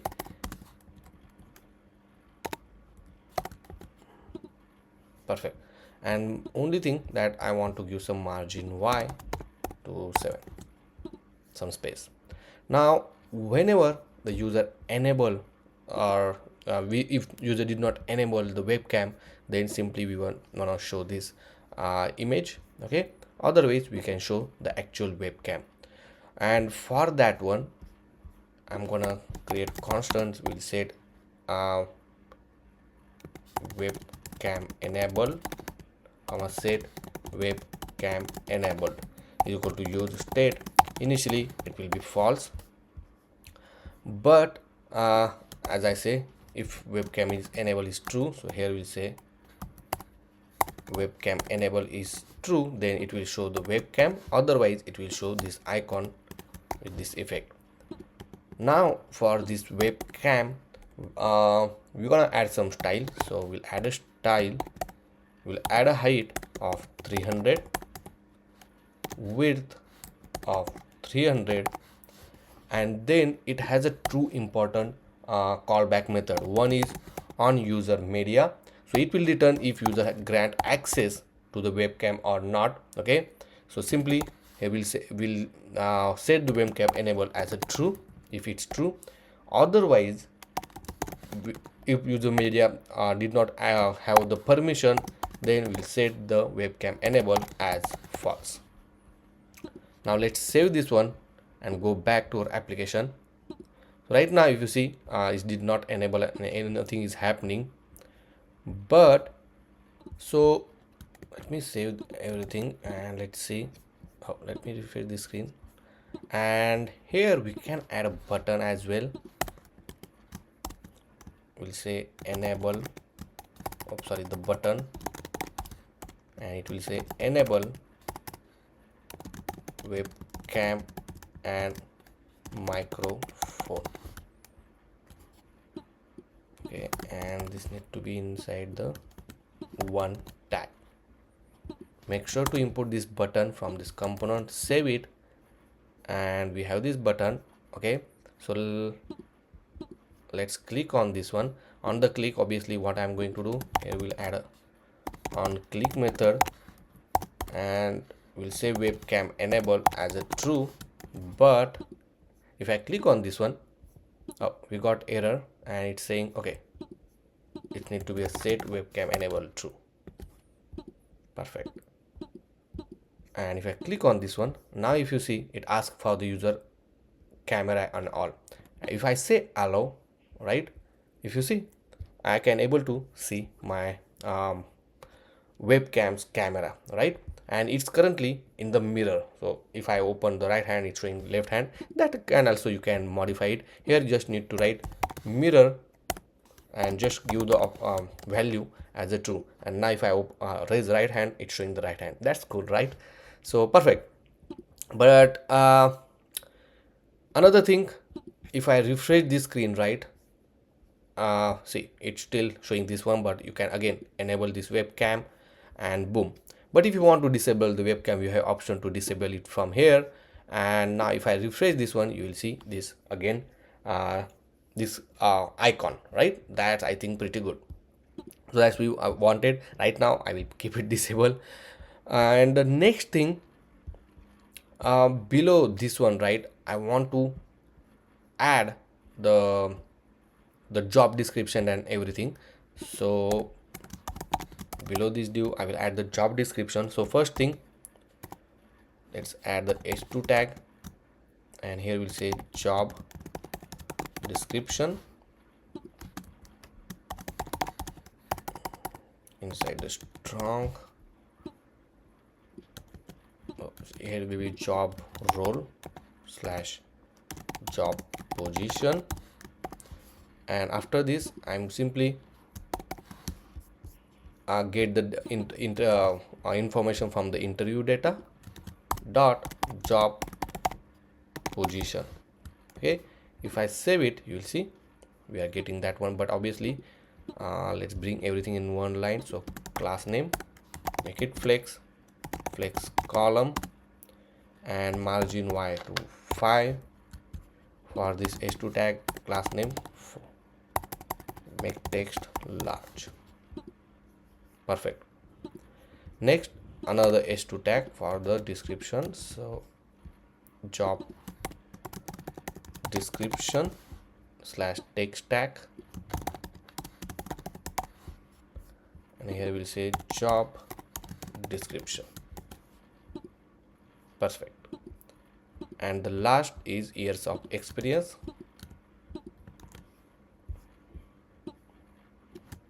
Years of experience. Here will be the job experience.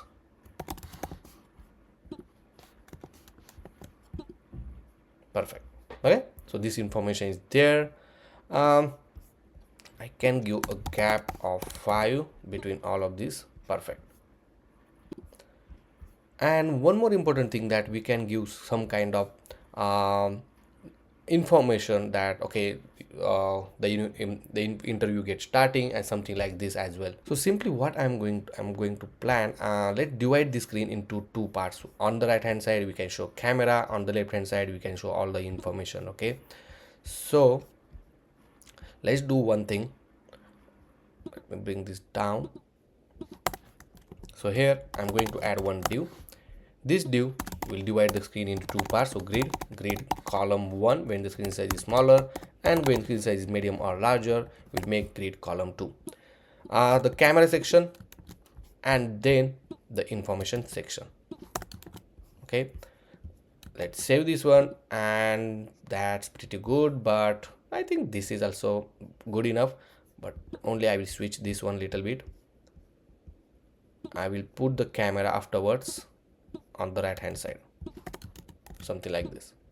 Okay, obviously we'll put a gap, so add a gap of 10. Perfect. Now next I'm going to add a padding of 5, rounded large, and we'll add a border as well, something like this.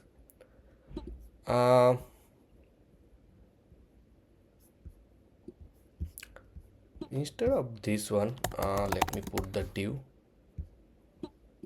and we'll wrap the div, and then I will add these things to this class name, flex column, gap of 5. Yeah, and after this one I'm going to add one more div, so which contain the information, okay, whatever the things. And for that one you can use their alert. This kind of information is quite easy, but I think we can create our own as well. So first thing, I want to add the bulb icon. I don't know whether the bulb icon is there, so you can just go to this lucid .dev for the icon, and here you will find the bunch of icons as well. Okay, so yeah, I have this bulb icon that I want, so it's called light bulb. So I will just use light bulb, say, from the lucid react. Okay, and then let's add the information. So whatever the information you want to add, here also I'm going to add span tag. Here we'll say information, let's add a strong like this, and we'll put inside the h2 tag, so it will be in the one line. Okay, and over here you can add the some kind of information. So I added this some information inside the .uni.local file, and that access that information. Okay, and this is how it will look like. So first thing, I will bring this class name flex gap of 2 item to be in the center, so this 2 line in one, and then we have this information. But before that, let's add some style. So class name padding of 5, we'll add a border, rounded will large, and we'll add a border to be in the yellow color. Okay, little yellow dark, and also I'm going to add background will be in the yellow light, something like this. See, the h2 tag, I will add the color, or you can say text yellow, little darker. Perfect. And for this h2 tag, let's add class name margin top to 3, and we'll add text yellow, little like this only. I think that's good enough. Okay, so it's just saying enable video, webcam and microphone to start your AI generated mock interview. It has a 5 question which you can answer at the time. At the last, you will get the report on the basis of your answer. Note, we never record your video. Webcam access you can disable anytime if you want. You can add more information you want. Okay, it's up to you. And then at the bottom, we'll add a, let me go to this bottom of this div. Let's add a button. It will say start. Okay, Let me see how it looks. So we want this button on the right hand side, so let's add a class name. I don't know. So here simply I will wrap this inside this div. Okay, so it's just saying flex justify an item to be at the left side, and I don't want this flex justify center because we added at the very first time, right? And if you see, now we have the start button on the right hand side. For this enable webcam microphone, I'm going to change that style of that button. Here I'm going to add a variant is equal to ghost. Okay, and this is how it will look like. So on the, if you hover on this one, then only it will show that one. And one more important thing, here we'll say start interview. Okay, so you can start the interview. Doesn't matter microphone is enabled or not, but yeah, it's recommended. Okay, so that's all for this section. Next section we're gonna learn, because right now we just enable the webcam, okay, and not the microphone. So that one also we're gonna learn, and then we will go to the next page, and then we'll design the UI for the mock interview, and then we actually implement our logic as well. Now once user click on start interview, we're gonna navigate to the new screen, and this will be like the interview or mock ID slash start, and it will actually start with the asking the question and everything. So this will be the page look like, where we're gonna show all the question numbers, and then whatever the question is active, that question obviously we're going to change the background kind of thing, and then we'll show the questions over here. Also we have option so that our system can speak the questions. Okay, he can ask the question, and then once you click on this record answer, it will start recording your answer. And once you click next or end interview, then we will show all of the result. But for now, this will be the screen will look like. So let's go back to our application, and first thing we need to do inside this dashboard, right? Inside that we have this interview ID, and inside this interview ID we're going to create a new folder called start. Now inside that we'll create page.jsx file, add the default template, and we can call it as a start interview. Now if I go to our application and click on start, now it will actually start our interview. Okay, but obviously we want the on the click of the start interview button. So inside this interviews page.js file, on the click of this button we want to navigate, right? Now another way that you can navigate through the link as well. So you can just wrap the link like this, then hrefs tag, and you can just add your button inside this. And for this hrefs you need to add slash dashboard slash interview slash, obviously you need to add this mock ID. So obviously you can get this mock ID using this params.interview ID slash start. Okay, so obviously this need to be like this. Okay, make sure that we are adding this route to this start interview button on this interview home screen, we can say, right? And let's save this one. Now if I click on start interview, see it jump to the start, and that's what the text start interview is showing on the screen. Perfect. Next we need to implement the start interview screen. So first thing, we need to get this interview ID. So same way, you just add params, and then inside the use effect you can just print it. But as you know that from this parent we can get the interview ID.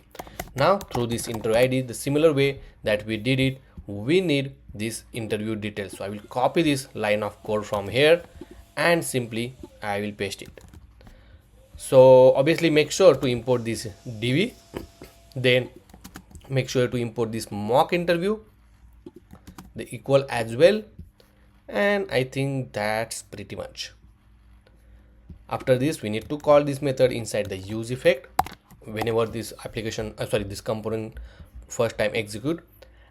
And over here we just need the questions and answer. So here we'll just add constant, then we'll say let's say interview data first, then we'll say set interview data is equal to use state. This need to be use state. And another one here we'll say mock interview question, set mock interview question is equal to use state. Okay, and obviously this will contain our actual question answer in the JSON response. So first thing, I'm going to get the JSON mock response is equal to, and that will get it from the result of 0 dot JSON mock response, and then this mock response we need to convert, or we need to pass it into a JSON. So simply we'll add JSON dot pass like this. Okay, now this JSON mock response we need to save in our mock interview question state. Okay, and also along with that we will also save the interview data as result of 0. Okay, just to show you, I will console this JSON mock response as well. Let's save this one, and as we are using use effect, let's make this component as a client. Now if I go to the inspect panel, go to the console, and boom, if you see we have the array of 5 with the questions and answer.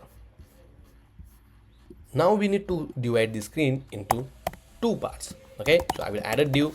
The first div I will make this as a class grid column 1 when the screen size is smaller, and when the screen size is medium or larger we'll make grid column 2.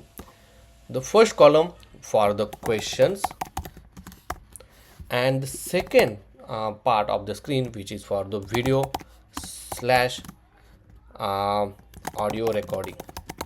Okay, so whatever the user speak or answer, that we can record it. Now for the question, either you can create a new component or you can keep over here. So simply in the start I will create underscore component folder, and inside that I will create questions section.jsx file and add a default template, and this particular component I will just add it here. Now inside the question section here we need to pass the mock response. So here we'll simply add not this one, but we'll add mock interview question as a mock interview question, and this information I will accept it here as a prop.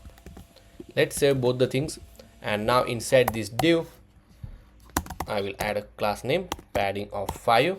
I will make border, will make rounded to be large. Over here, first thing I need to show how many questions are there. So simply I will add div, and inside that I will add the mock interview questions and mock interview questions dot map. Here we'll say question comma index and arrow function like this. Now here I will just add s2 tag, and here we'll say question number, and obviously with this index, right, the index will start with the 0, but we want to show index plus 1, the 1 2 3 kind of thing, and save it. Now if I save this one, you will see we have 5 questions, and on the screen the question repeated 5 times. That's perfect. Then I will add a class name padding of 2. Background I will add the secondary, and then I will make rounded full. Also for this div we'll make div grid column 2 when the screen size is smaller, when the medium we'll make grid column 3, and when it's large, let's see, is column 4. and also I will put a gap of 5. Perfect. Also let's add some style to this text. So h2 tag, so here I will add text to be let's say small or XS, and when it's medium we'll add text to be XS or just small, and also we'll make text align in the center, and see, beautiful. We'll make cursor pointer. Now one more important thing that we need to make sure that active index of the question we need to make sure it's showing like active question, which one is the active question, right? So for that one, inside the page, here I'm going to create one state. We'll say constant active question index comma set active question index is equal to use state, and initially it will be 0. Okay, now the thing is, right, we need to start with the first question, okay, which means in the array it's a 0th element, and then once user click next, then we have to increase this active question index by 1 every time. Okay, and that's how it works. So currently it's at 0 location. Now for this quick question section component, we are also send active index question index as an active question index. I kept names similar because so that I will not make any mistake in the accessing this name of the variable. Now we have this active question index. Now simply here, in order to add a conditional styling, you need to wrap this style inside this curly braces, then quote, and then using this $sign you can write the condition. So here we'll say active question index is matches with the current index, then it means and operator. I will make background to be primary and text to be white. And if I go back, let me, so right now, so the background should be primary, text should be white. I don't know why it's not showing. So just refresh it, and then you will see the question one now is active and it's showing.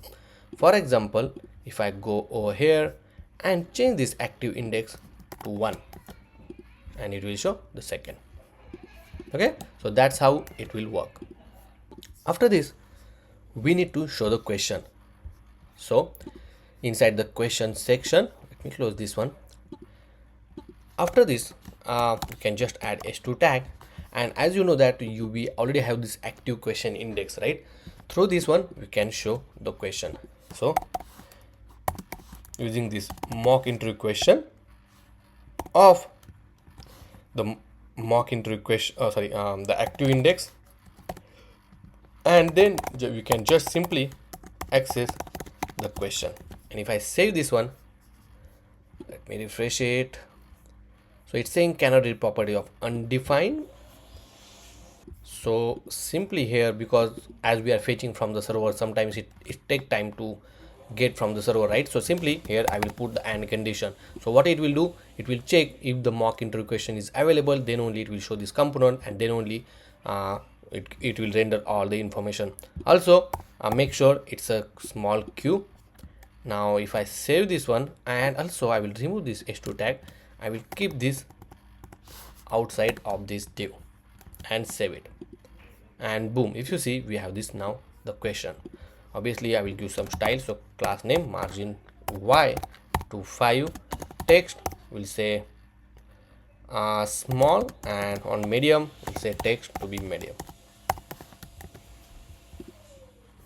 Okay, so let's make it large, I don't know, and here I will make it medium. Perfect. And obviously here I will also give some margin y to, let's say 10, I don't know. Yeah, that's pretty much good. And now we have this beautiful question as well. Okay, next I'm going to add one div, and inside that I want to show some kind of note. Okay, so inside the h2 I will add, let me bring this down, I will add the light bulb icon, then I will add a strong for the note. something like this. Okay, and I will make this class name, make it flex, gap of 5, save it. And if I go over here, we'll see the note like this. Let's make gap of 2 and item to be in the center.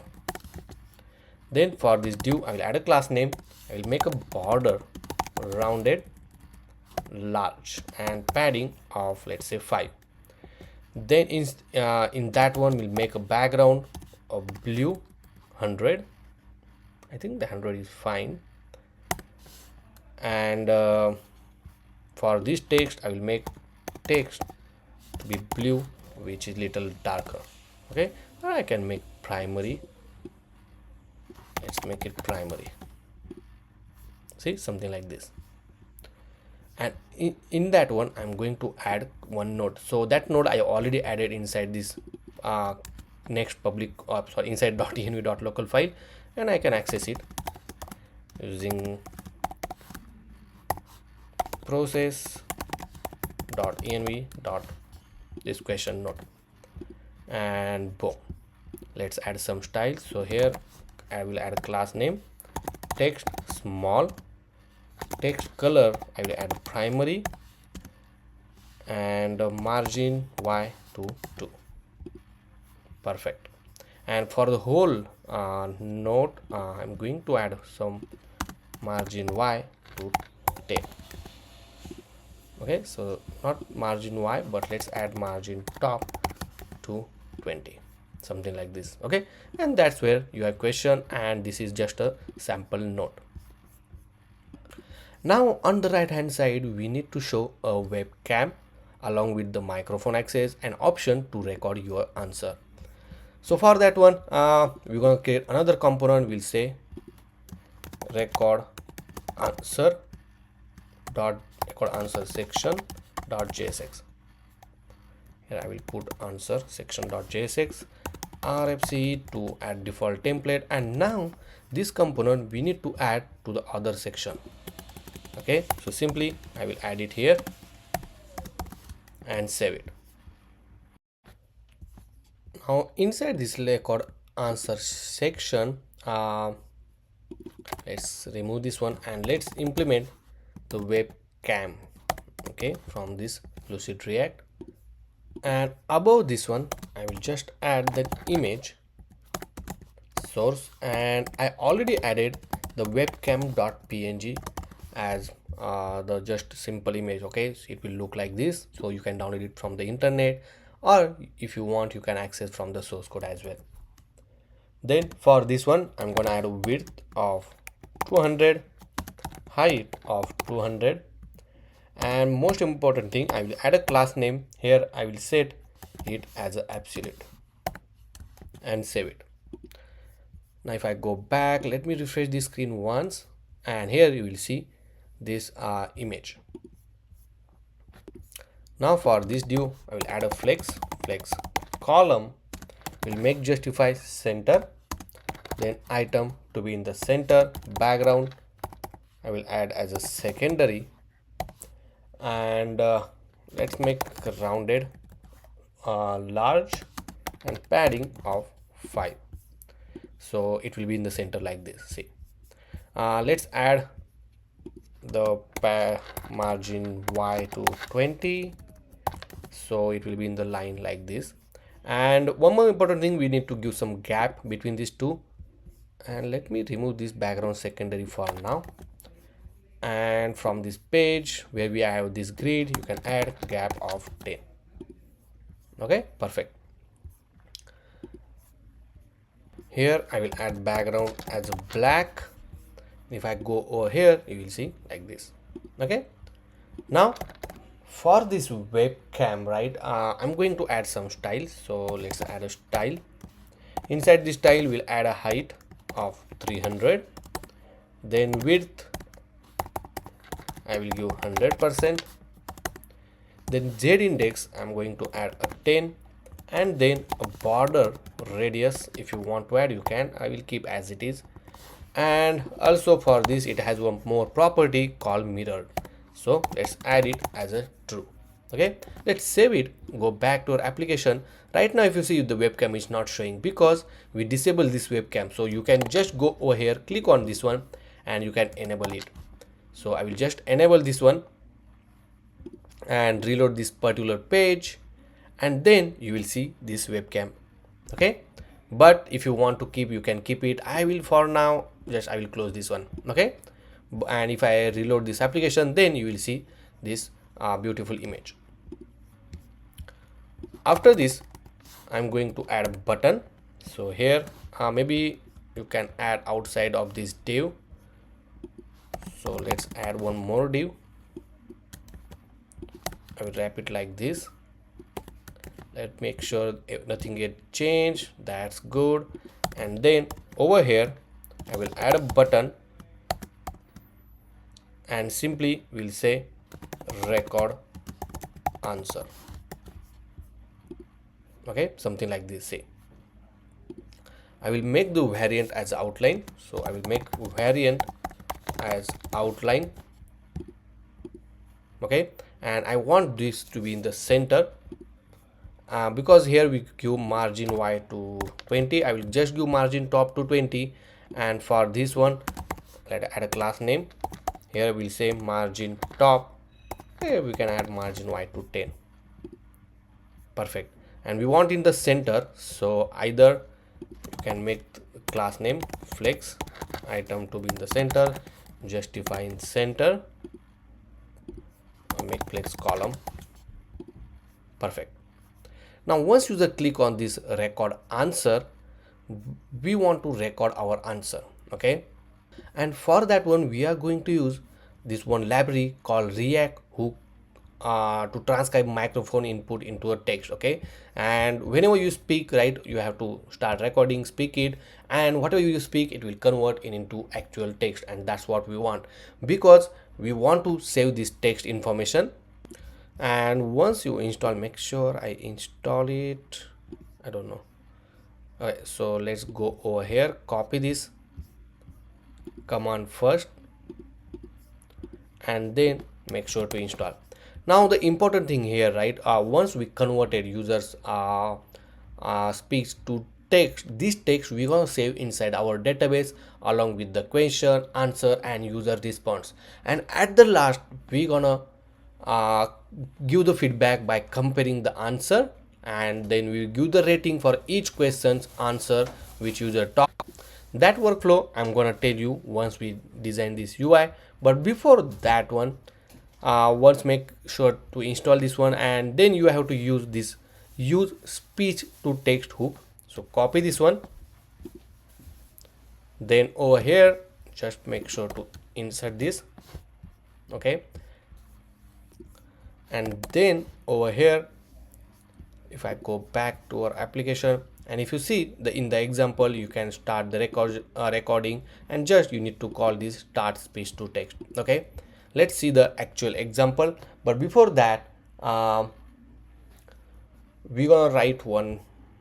Let me copy this and paste it here. Okay, so I will just copy everything as it is, and I'm gonna paste it below this button. Let's save this one. If I go back, it's saying the use speech to text is not imported, and make sure to convert this into a use client, and then make sure to import this use speech to text as well. So I will go over here, copy this import statement, and simply paste it here. Let's save this one, and if I click on this start recording, it will ask me, do you want to use microphone? So you have to allow it, and whenever whatever I speak, you will see it's getting printed over here. Okay, so that's how it will work. Now simply, obviously we are not going to display or show the text on the screen, but in the backend we're going to store it inside our database. Now once you're done with this one, you have to say stop recording, and then it will stop the recording. Now obviously these particular things we don't want to implement. If you want to show, you can, but I will remove it from here. And whenever here I'm going to write a condition. So here we can simply say is recording. Okay, if is recording is true, then simply we can let me show the text called uh, recording, something like this, and along with this one let me add h2 tag. Inside this one we can add the mic option, and then this particular text. Okay, so question mark, and then, and otherwise we can show simply this record answer text.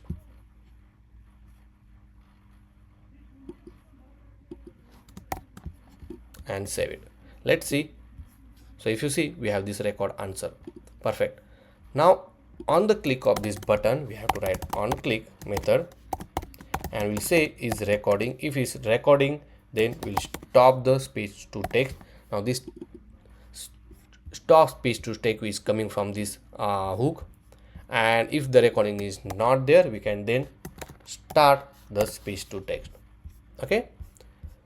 Next, whenever the result get changed, right, we need to save in one state. So here I'm going to add use effect, and this use effect will execute whenever the result get changed. Okay, so in order to save this information, I'm going to create a one new state. We'll call it as a user answer, comma set user answer is equal to use state. Initially is empty string, and whenever, as I say, the result get changed, I will just map this result, because the result is array of list, and simply we set the user answer by adding the previous answer. So here we'll say previous answer plus result dot transcript. Okay, transcript. Perfect. Now this, all of this particular documentation you will find inside this library. Okay, so here if you see, when it's showing on the screen, right, this result dot map which we are mapping, and then we are mapping or using this result dot transcript. Okay, and same thing we are going to do here, but we are saving in one state. And if you want to see the result, right, let me show you how can we do that. So for now I'm going to add one button over here. We'll say show user answer. Okay, and I will add the on click method. I will make console.log, and simply I will add the user answer. Okay, so this is just for the example, but let's save it and go back to our application. Now let's start the recording. And one more thing I want to do it over here. When the recording is started, I will change this. I will add the class name and make text rate, let's say 600, and save it. Now I will click record answer, and if you see, the recording is started now.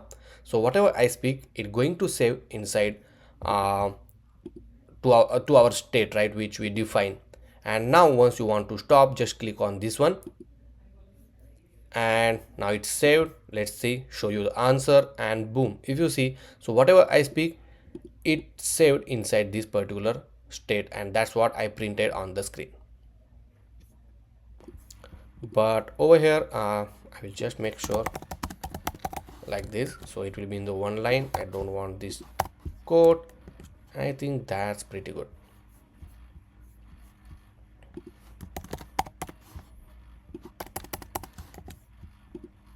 Let's try it now.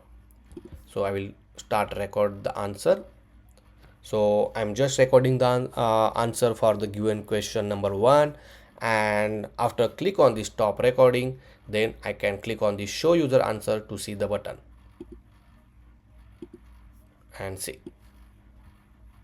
So whatever we speak, it's coming in this answer. Perfect. So that's how you can record the user's answer.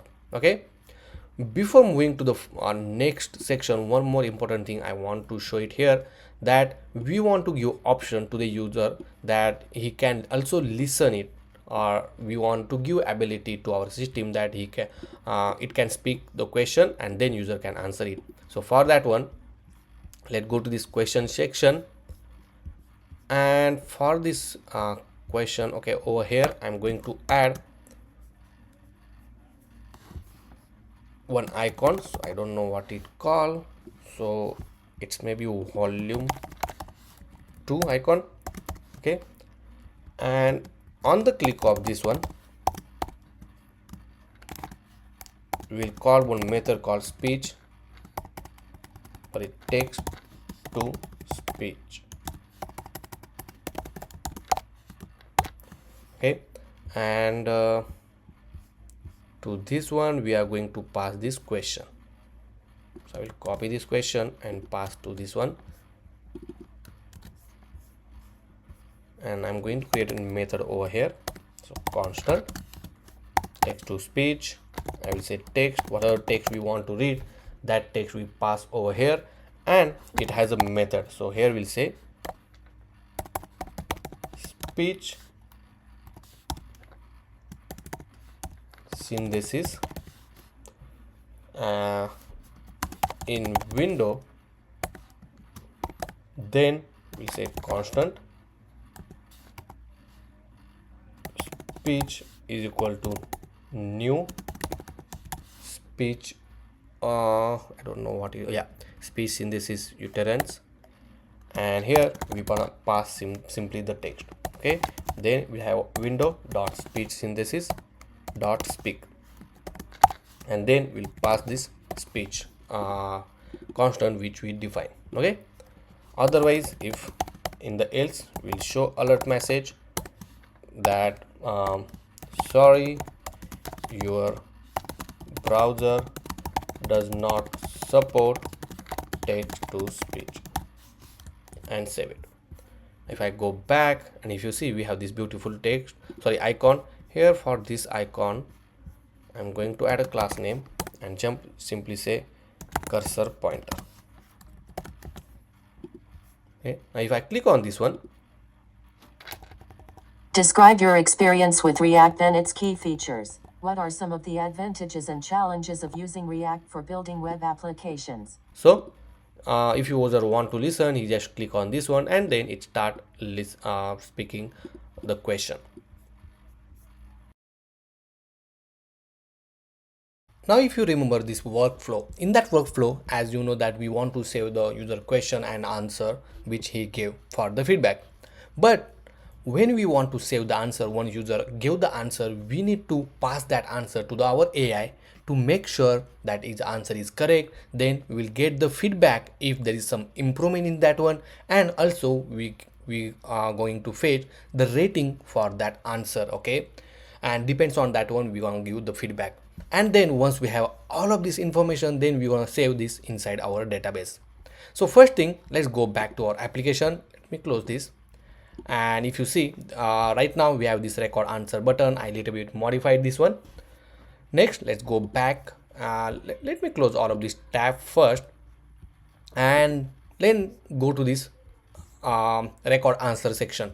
So currently on the click, we directly starting the recording and stopping the recording. So here, instead of that one, I'm going to create a new method. We'll say constant. Here we can say save user answer, and then here I will simply write if there is a recording is going on, then we need to stop that recording. So simply I will say stop speech to text, else I will just start the speech to text. Okay, now this particular method we going to connect to this on click of the stop and start the recording. Okay, simply like this.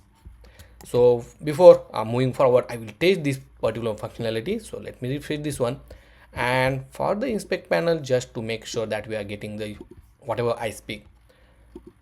So this is just a sample recording, just want to see the changes we just made. And if I click on the show user answer, if you see, it's working perfectly fine.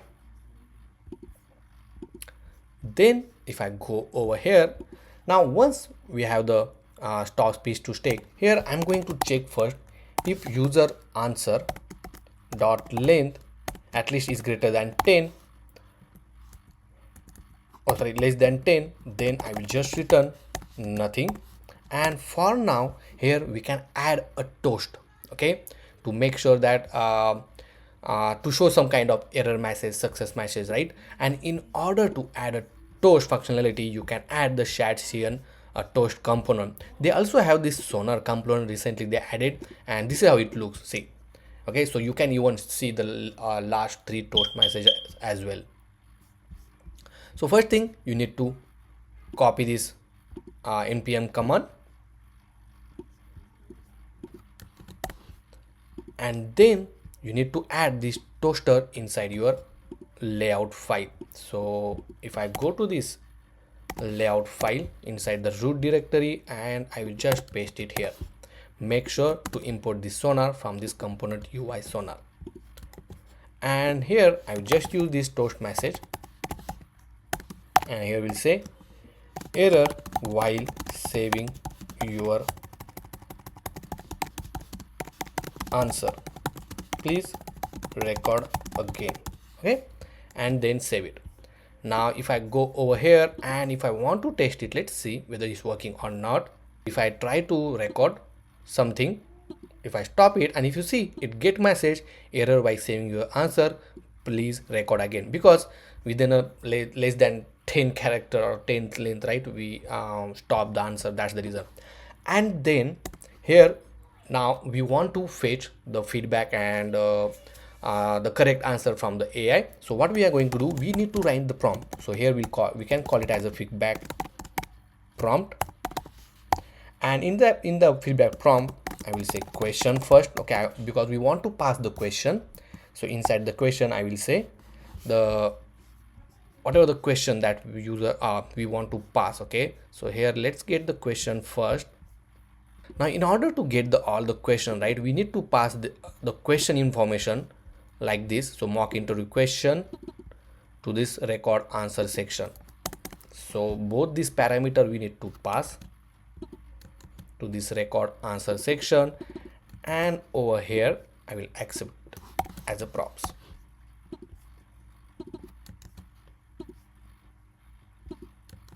Okay, and if you remember, inside this question section depends on, let me copy this.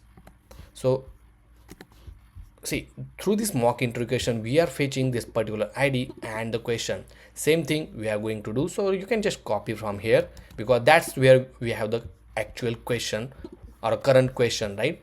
So over here I will just paste it here like this. Then we want to say comma user answer.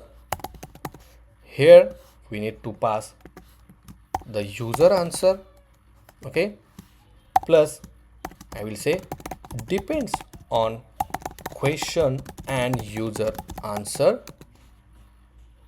for given interview question. Here we'll say please give us rating for answer and feedback as area of improvement if any, okay. Then and we will just say in just 3 to 5 lines to improve it in JSON format with rating and with, we can say, rating field and feedback field, okay. So this prompt contains the user answer, the question, some information. Now this prompt we're gonna pass to our AI. So here we say constant result is equal to await. Here we need to make this as a async, and then we'll say chart session from this Gemini AI model dot send message, and then we need to pass this feedback prompt in order to get the information.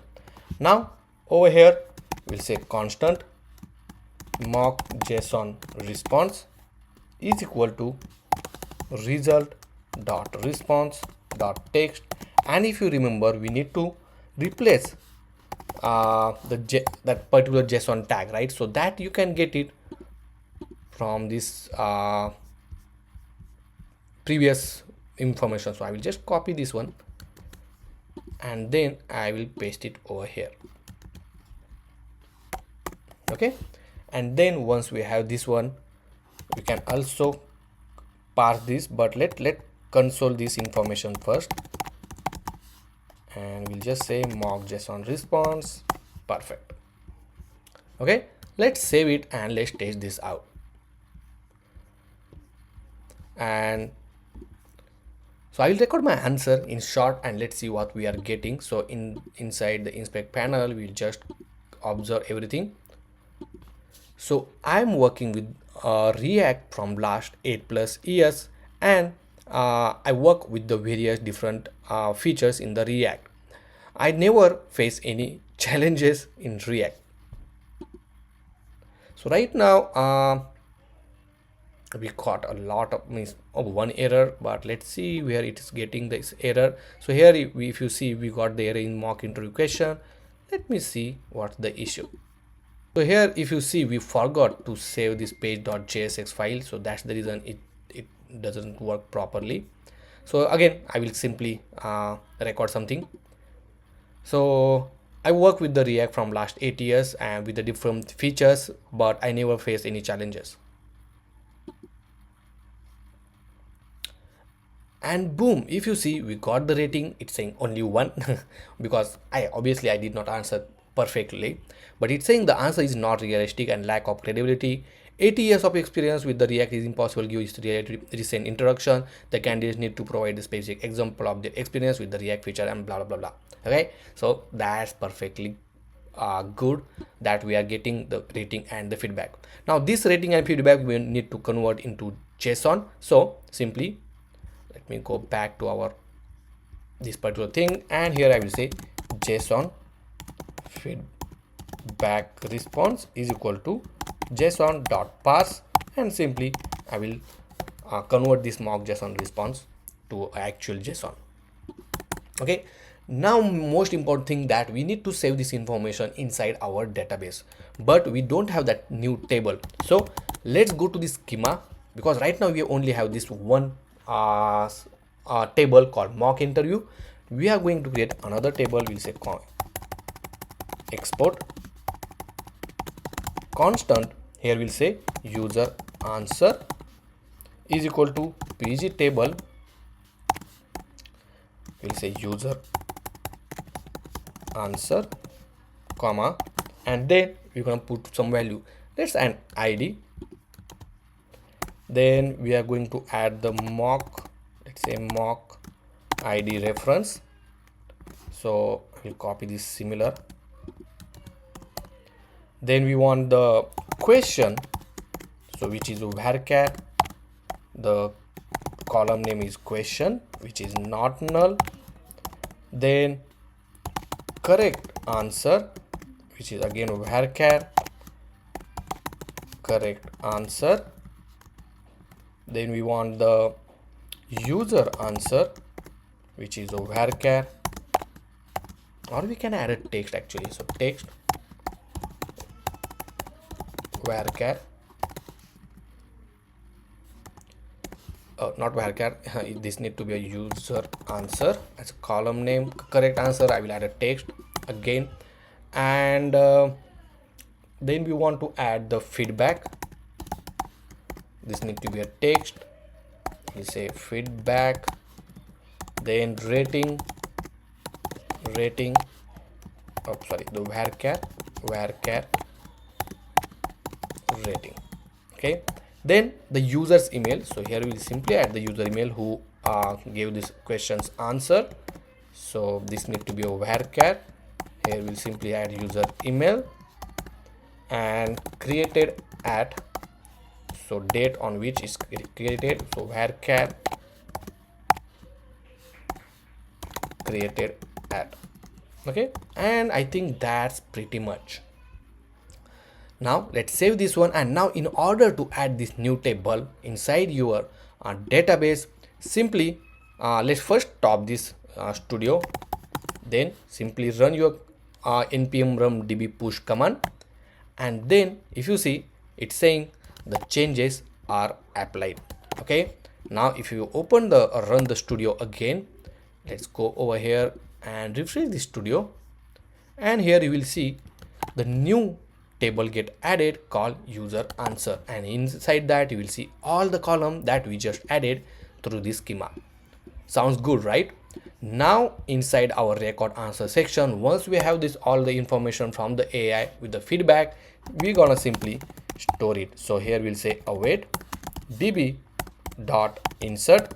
Here we need to give user answer as a table or schema name dot values, and inside that we need to provide all the value. Let's say mock id reference. That mock id reference we can get it from the, I think we need to get this mock id reference. So this one we can get it from the let's say this interview data, because we are saving interview data, so we need to pass this information as well. So let's say interview data as interview data, because this interview data contain a mock id, right? So let's make sure to accept it here as a props, and here let's make it is saved. Perfect. And now over here we'll add interview data dot interview, dot mock id. Okay, then we have the question that, as you know, that we can get it from this mock interview, the active index and question. Same way we can get the answer from the same, but here instead of question this need to be an answer. Oh, this need to be a correct answer. Okay, then the user answer, this need to be a user answer. Then we want to get the feedback. Now this feedback we will get it from this JSON feedback response dot feedback, and rating as rating from this JSON feedback response, because we already passed it. Then user email, obviously in order to get the user email we need to get the user information through the hook. So here we'll say constant user is equal to use user, and from this one we can simply get user dot primary email address dot email address. The last is created at. Here obviously we wanna format the date using dd YYYY. Okay, and then once we have the response, if response, then we can show the toast message saying user answer recorded successfully. And along with this one we need to maintain the loading state. So whenever the loading is there, obviously if the recording is stopped, here we'll set the loading as a true. Here I will set the loading as a false, and at the last here we'll set the loading as a false. Okay, so I think that's pretty much okay. Let's save this one, and obviously whenever there is a loading, I want to show the loading indicator. So here I can add, okay, let me see. So simply I will disable this button for now. So here I will say disable is equal to when the loading is true. Okay, but before that make sure the loading value is initially is false.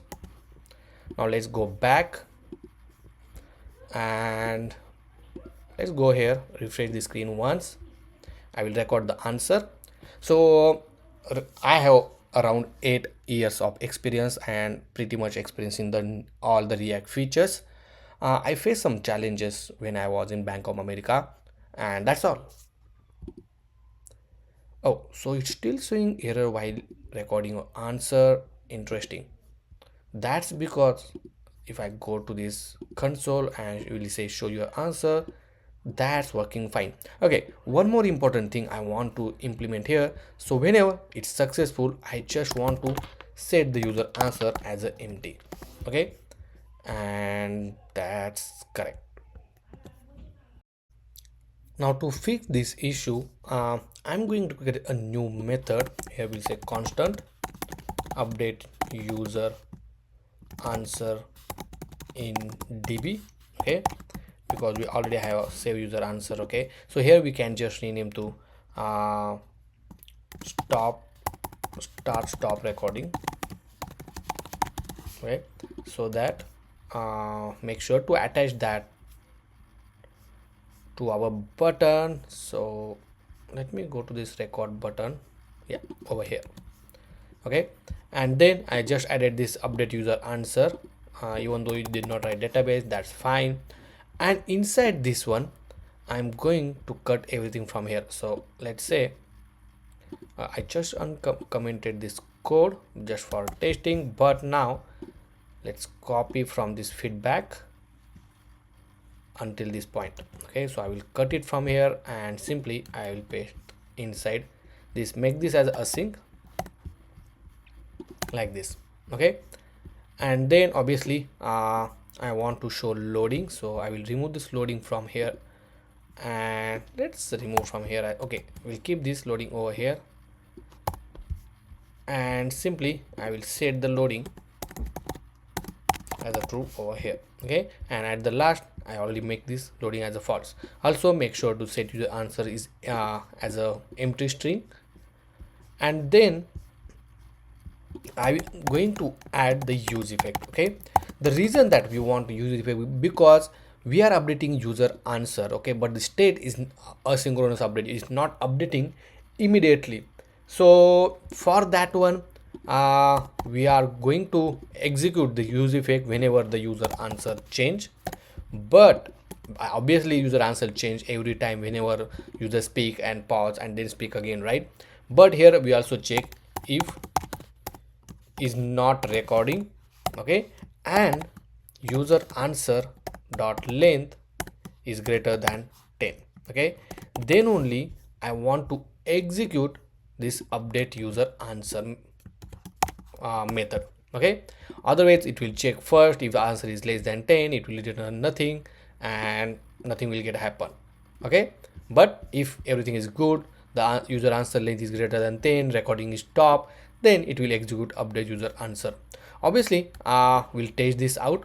So just for the information, I'm going to write the user answer over here. Okay, and just for the testing purpose I will comment this all of this code.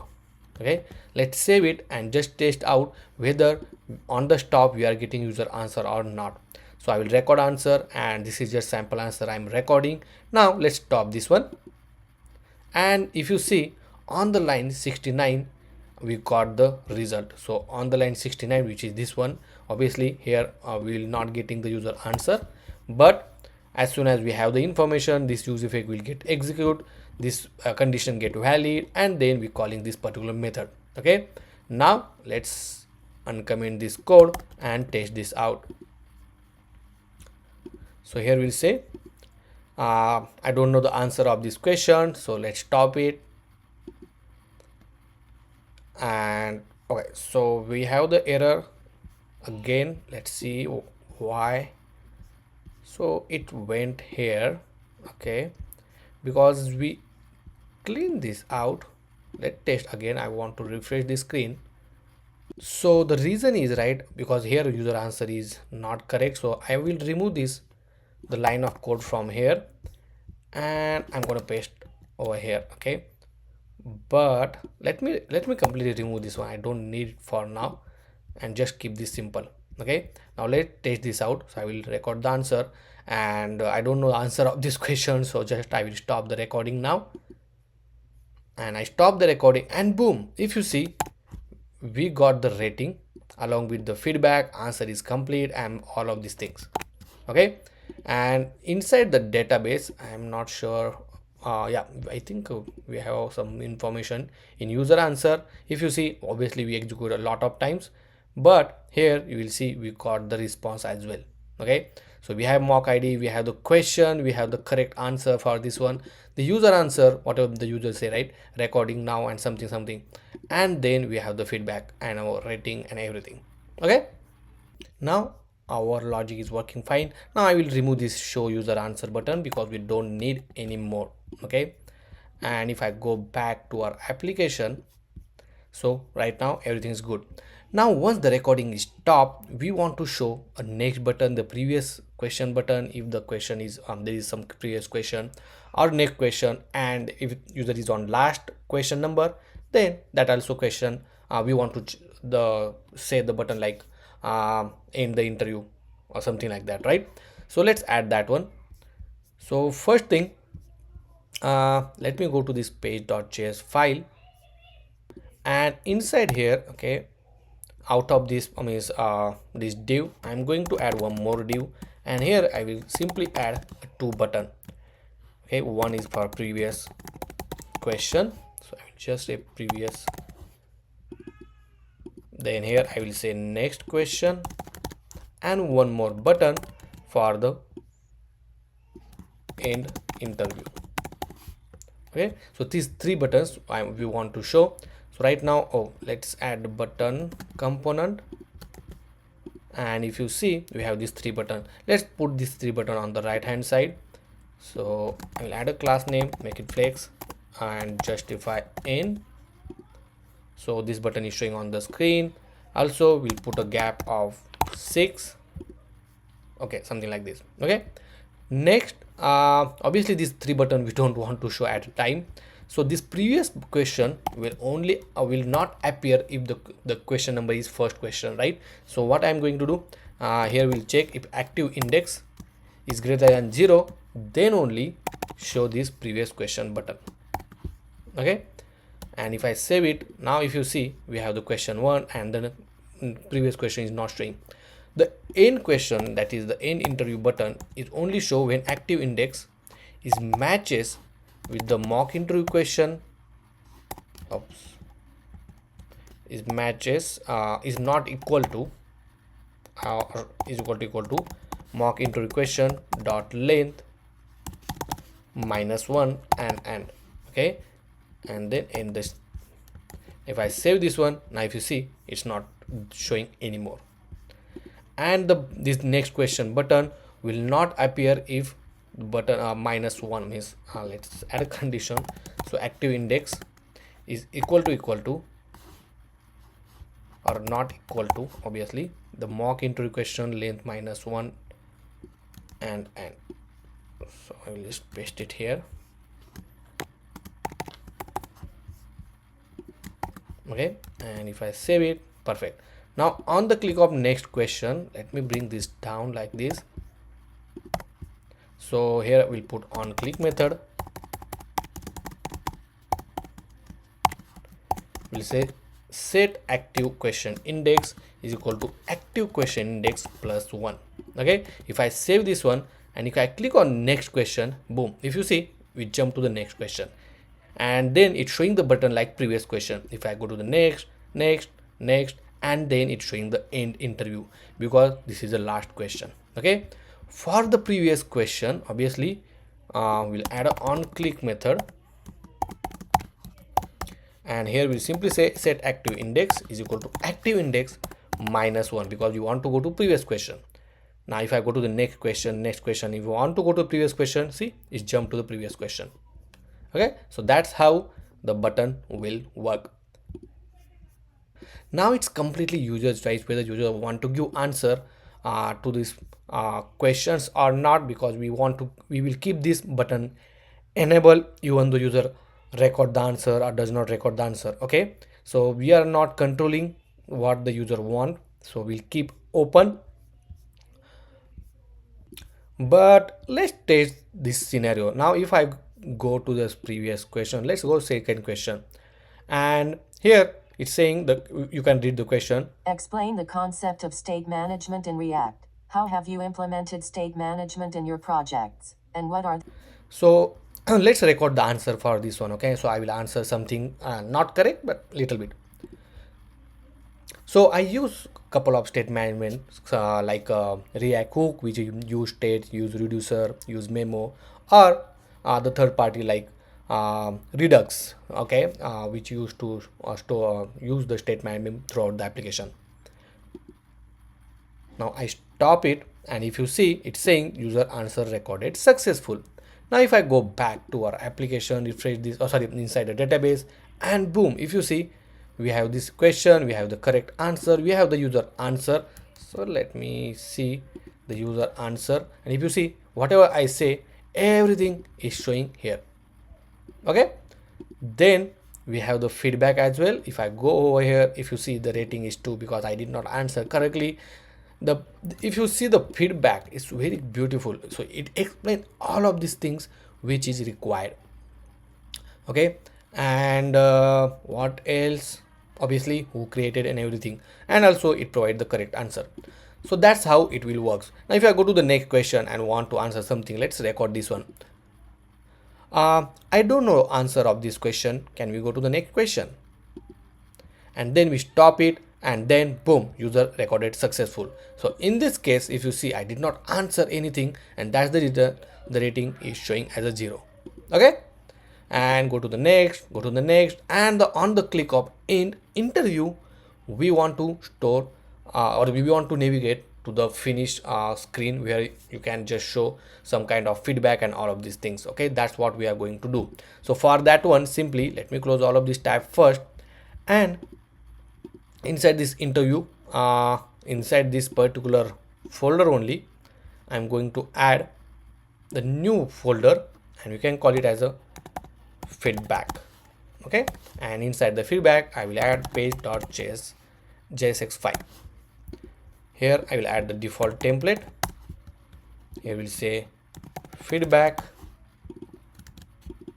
something like this, and save.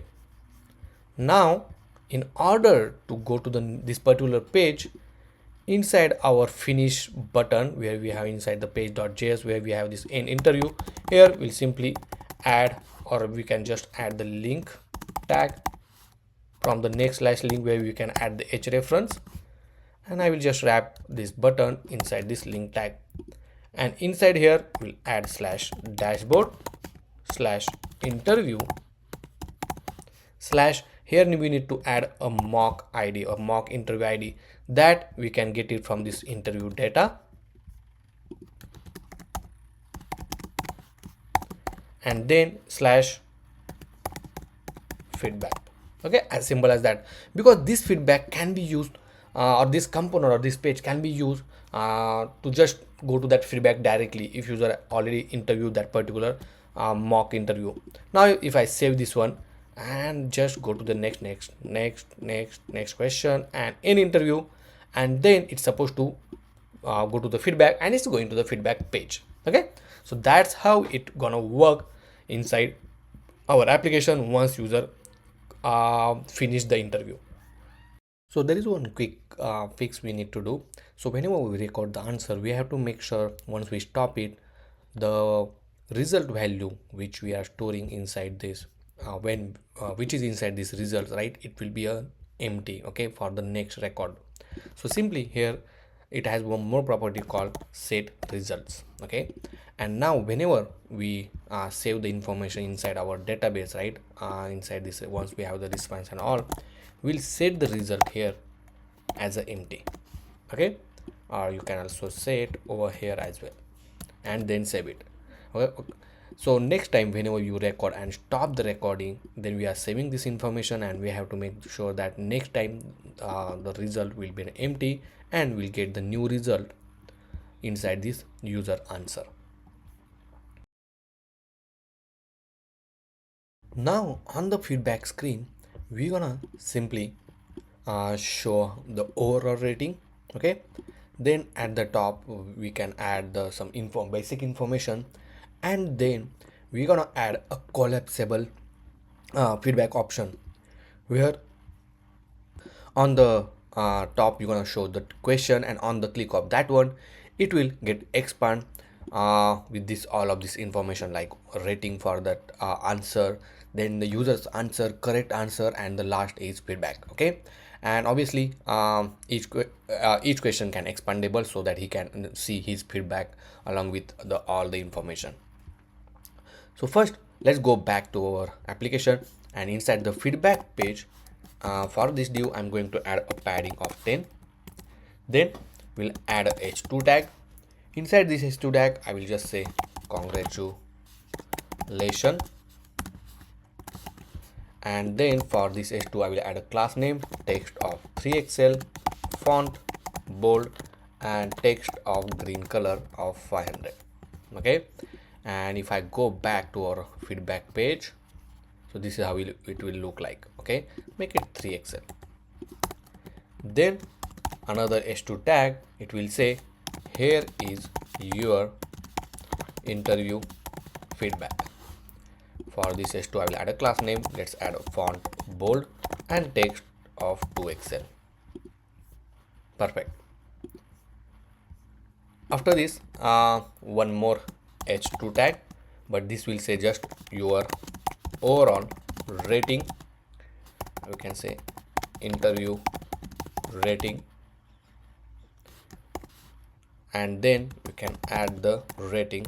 I gonna add inside this strong tag, let's say 7 out of 10, something like this. Okay, for this h2 tag I'm going to add text of primary and font, not font but text to be large and margin y to 3, something like this, right? So it will show the overall rating and then the interview feedback and everything. Next, one more h2 tag, just to explain that find, we can write text like find below interview question with correct answer, your answer, and feedback for improvement.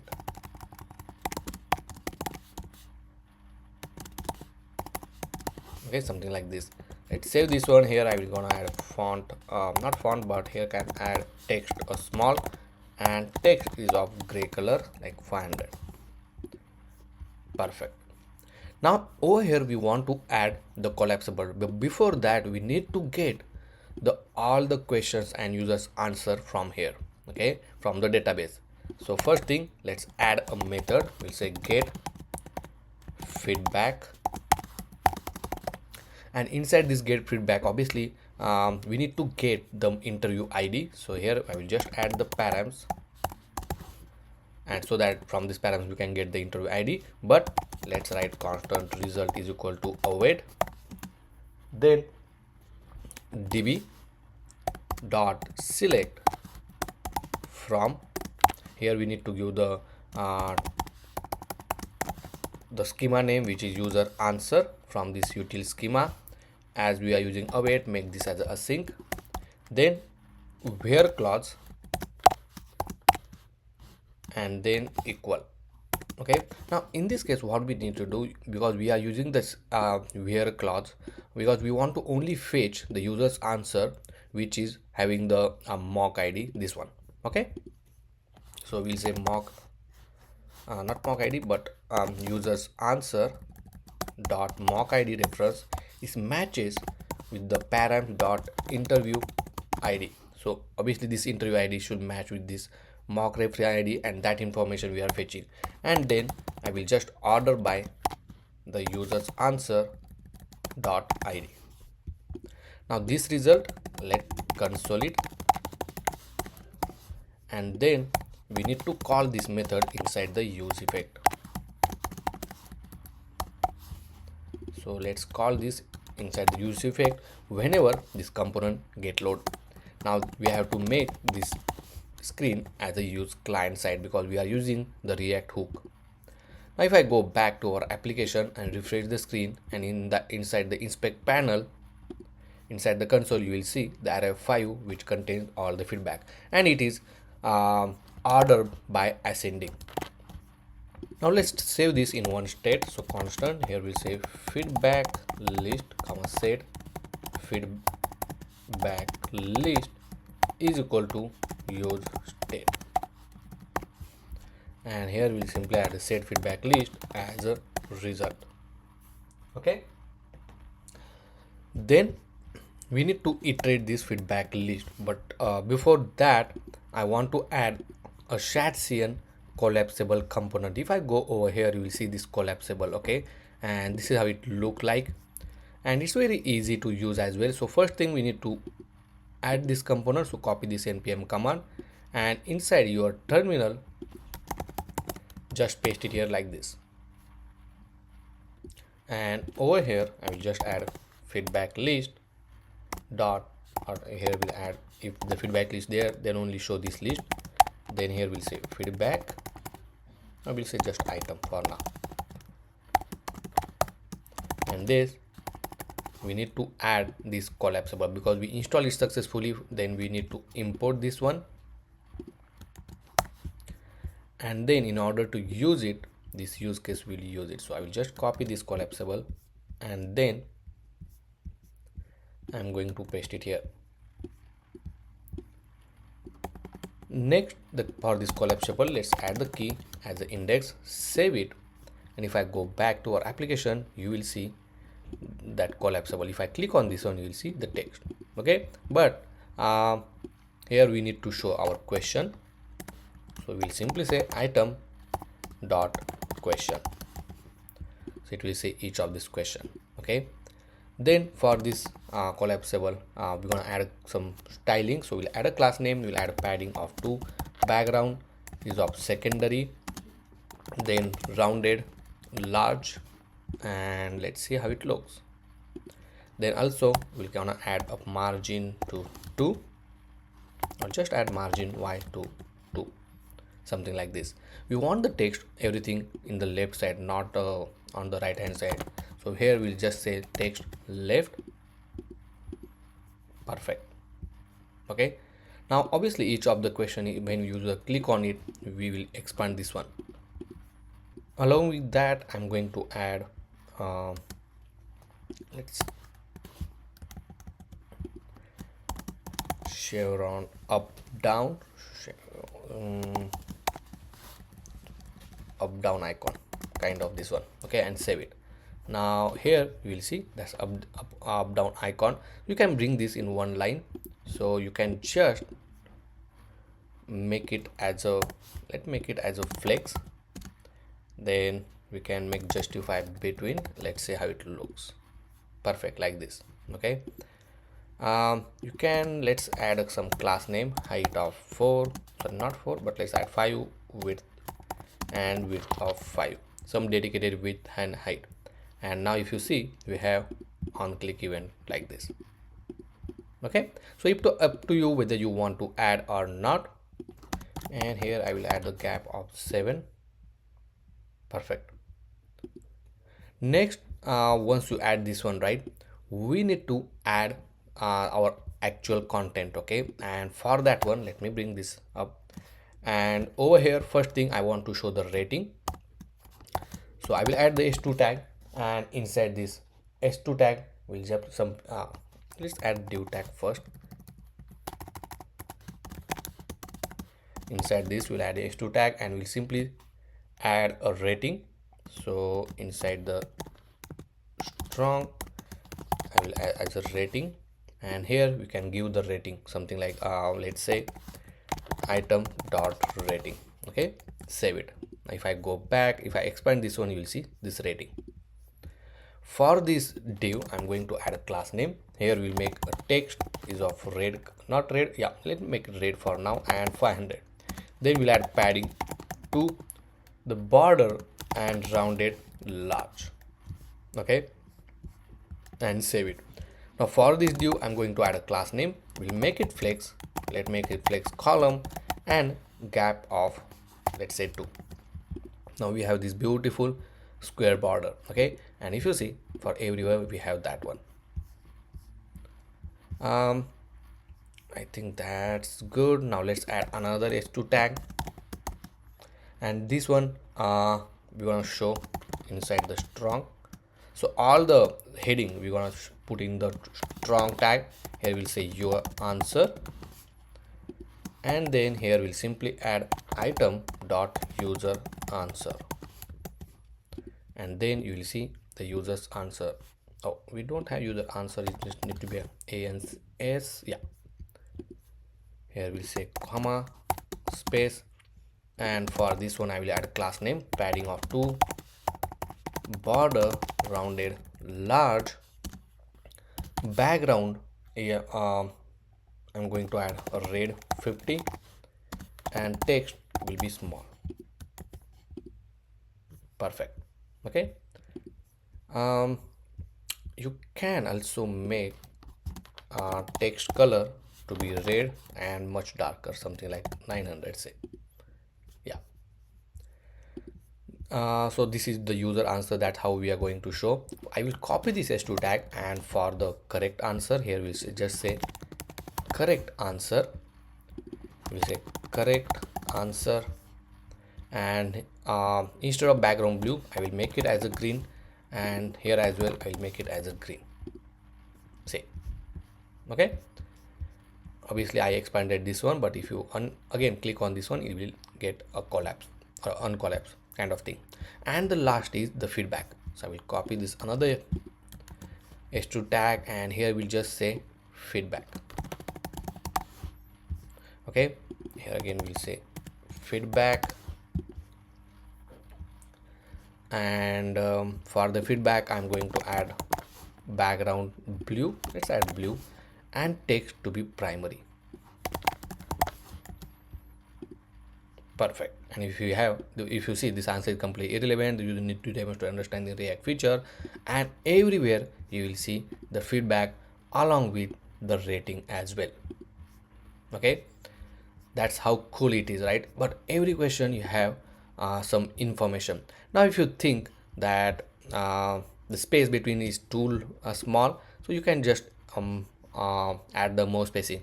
Also for this collapsible I will make the width to be full, so it will be a full width, and let's add more gap. So here let's add 10. I don't know why it's not adding. Oh, so it's not supposed to add here, so we need to give some margin. So let's try to add a class name, margin top to 7. Yeah, now we have this proper question answer. Okay, and if I expand this one, you will see all of this information. And the last is we want to show button. So here we'll add a button, we'll say go home. Now this button go home will redirect user to the home page. Okay, so you can just add this link, or you can add the router. I will add the router because I will let you know why. So here I'm going to define the router is equal to use router actually from the use router, and then on the click of this one, here we'll say on click, here we'll say use, not use router, but sorry, the router dot replace. Okay, so it will not come back to this page, and here we'll just simply say a dashboard. Let's save this one. So next router was not mounted. I don't know why it's not get mounted. Okay, so just delete from this one. We need to import it from this next/navigation. Okay, so make sure that one. Now if you see, we have all of this information. If I click on go back, it will jump to the home screen. Now obviously on the home screen, on the dashboard, we are not showing the list of mock interview. Obviously here we need to show the list of mock interview, that what we are going to do now. But I hope you understand this feedback thing. Okay, because this feedback obviously you can access anytime from the dashboard. Okay, so we want to give option to access that feedback as well.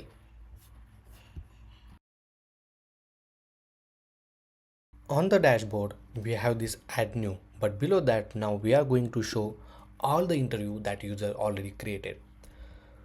On the click of that interview, we are going to give two options whether user can see the feedback of the previous interview and also he can retake that interview again. So let's go back to our application.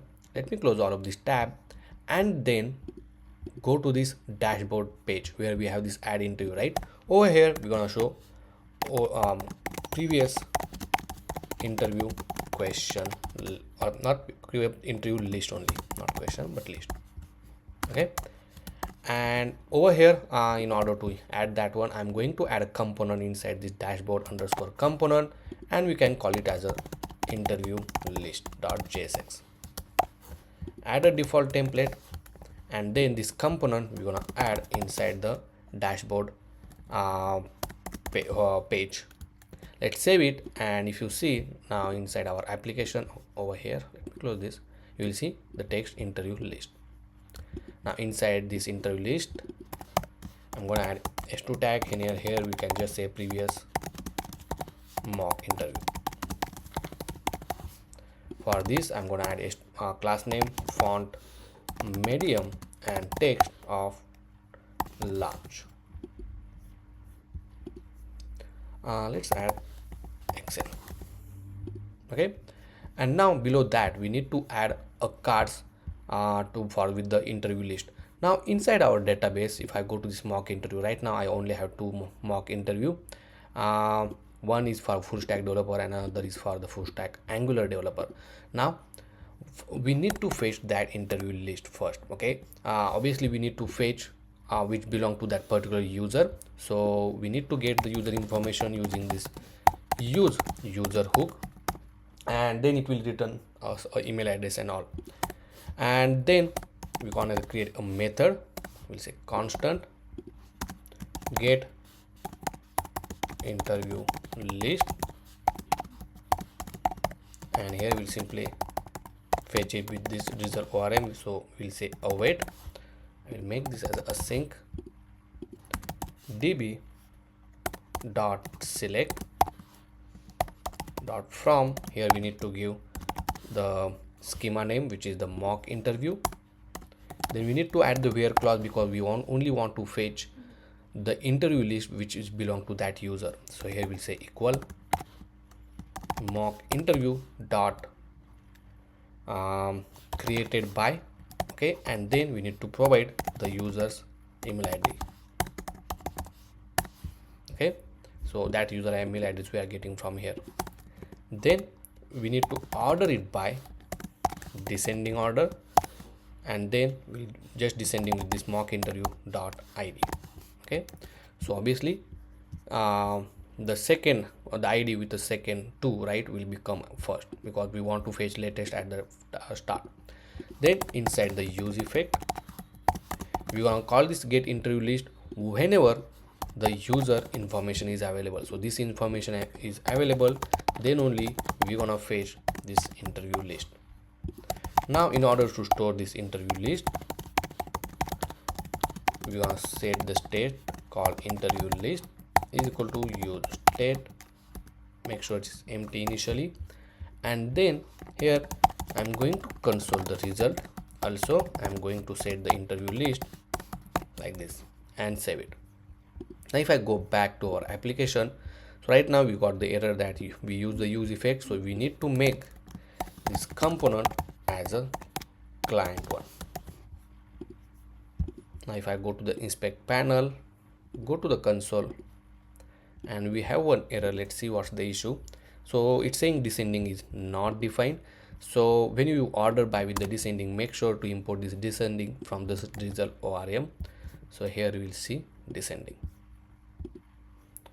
Let me clean this, refresh the screen, and now if you see, we got the two result with this two mock interview from this mock interview table.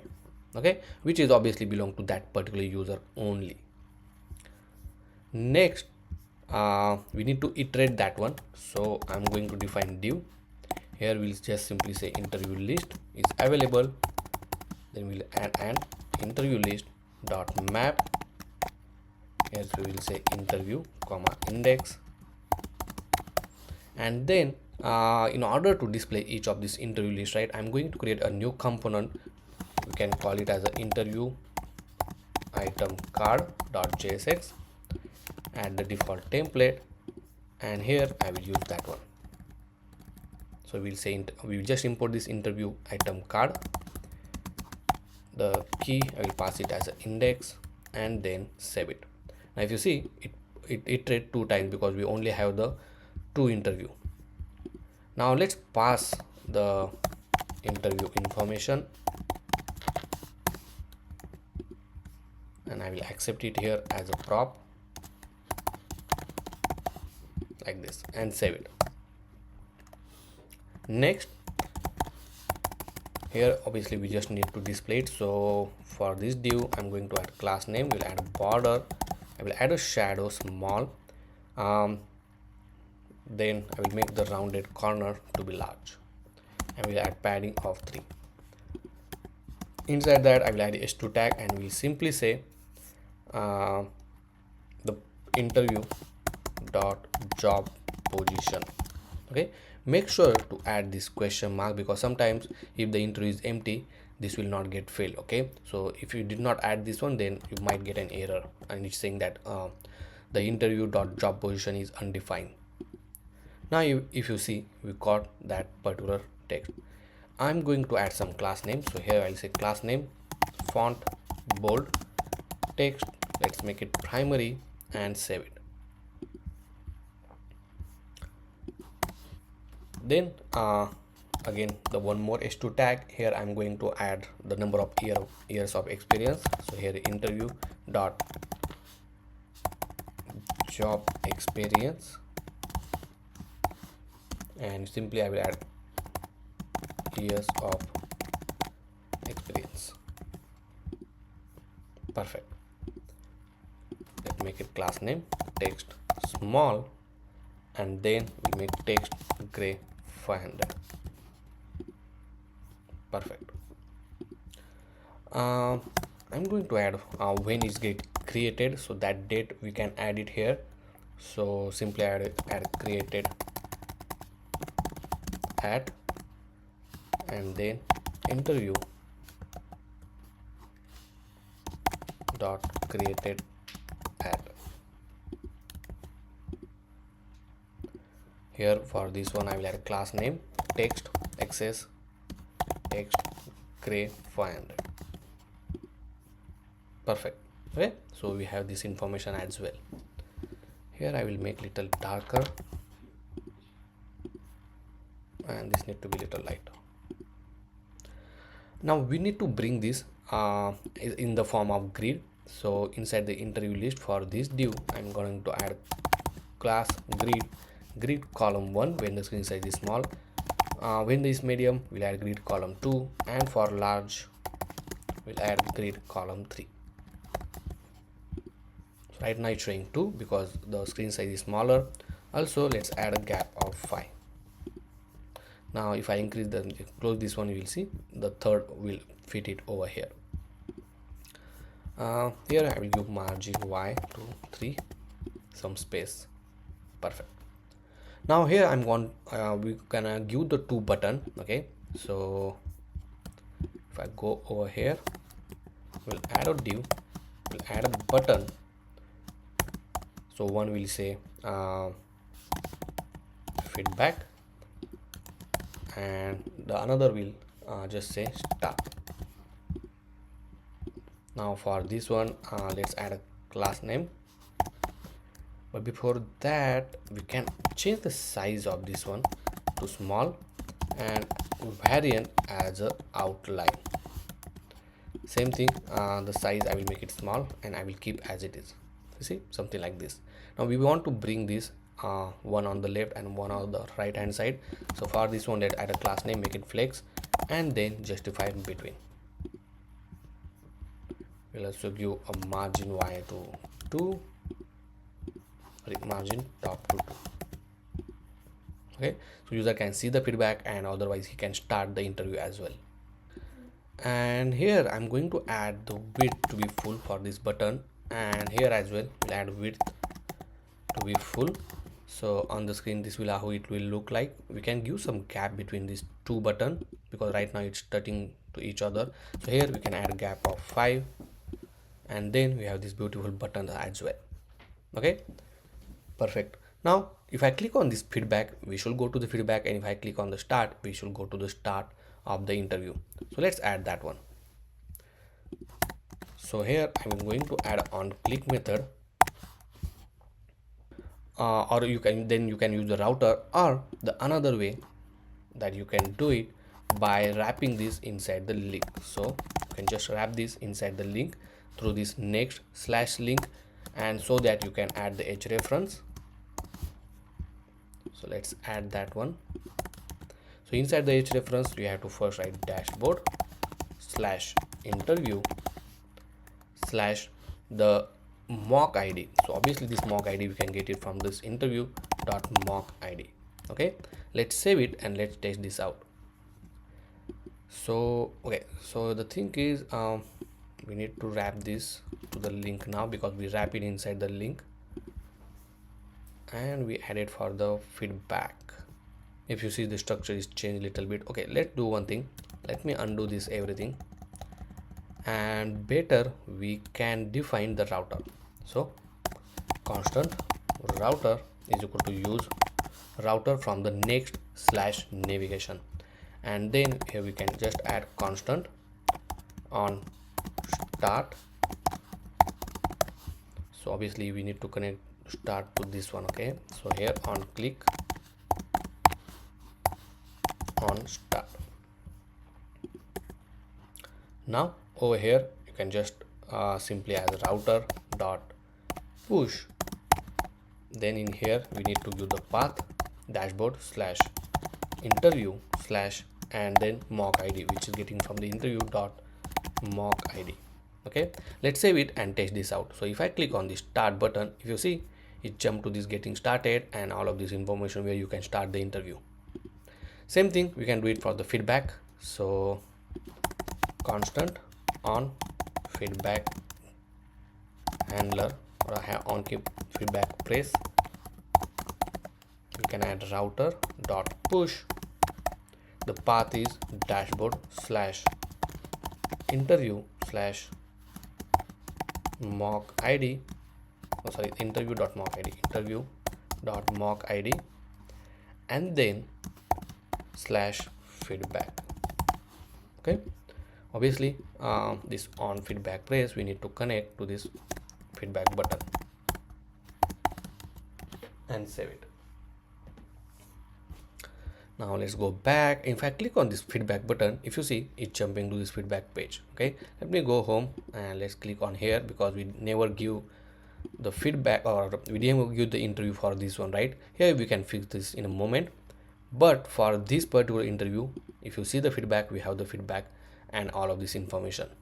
Okay, I think we didn't, this particular interview rating is hard coded for now, but you can calculate yourself. Okay, try it and let me know if you face any issue.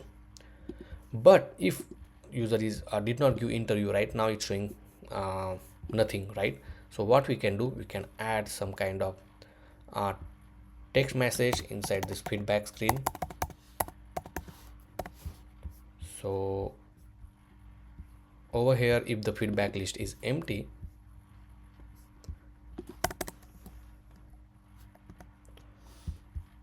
so we can write a condition if feedback list dot length is equal to 0.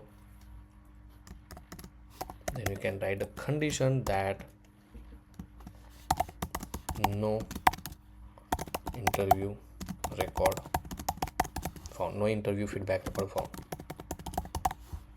And here I can add class name, font bold, text Excel, and then text is of gray color 500. Okay, otherwise we can just wrap in inside one tag.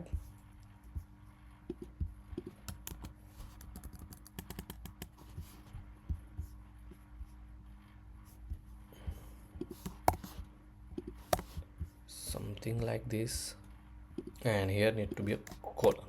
Okay, let's save this one and then test this out. So if you see, it's showing no interview feedback record found.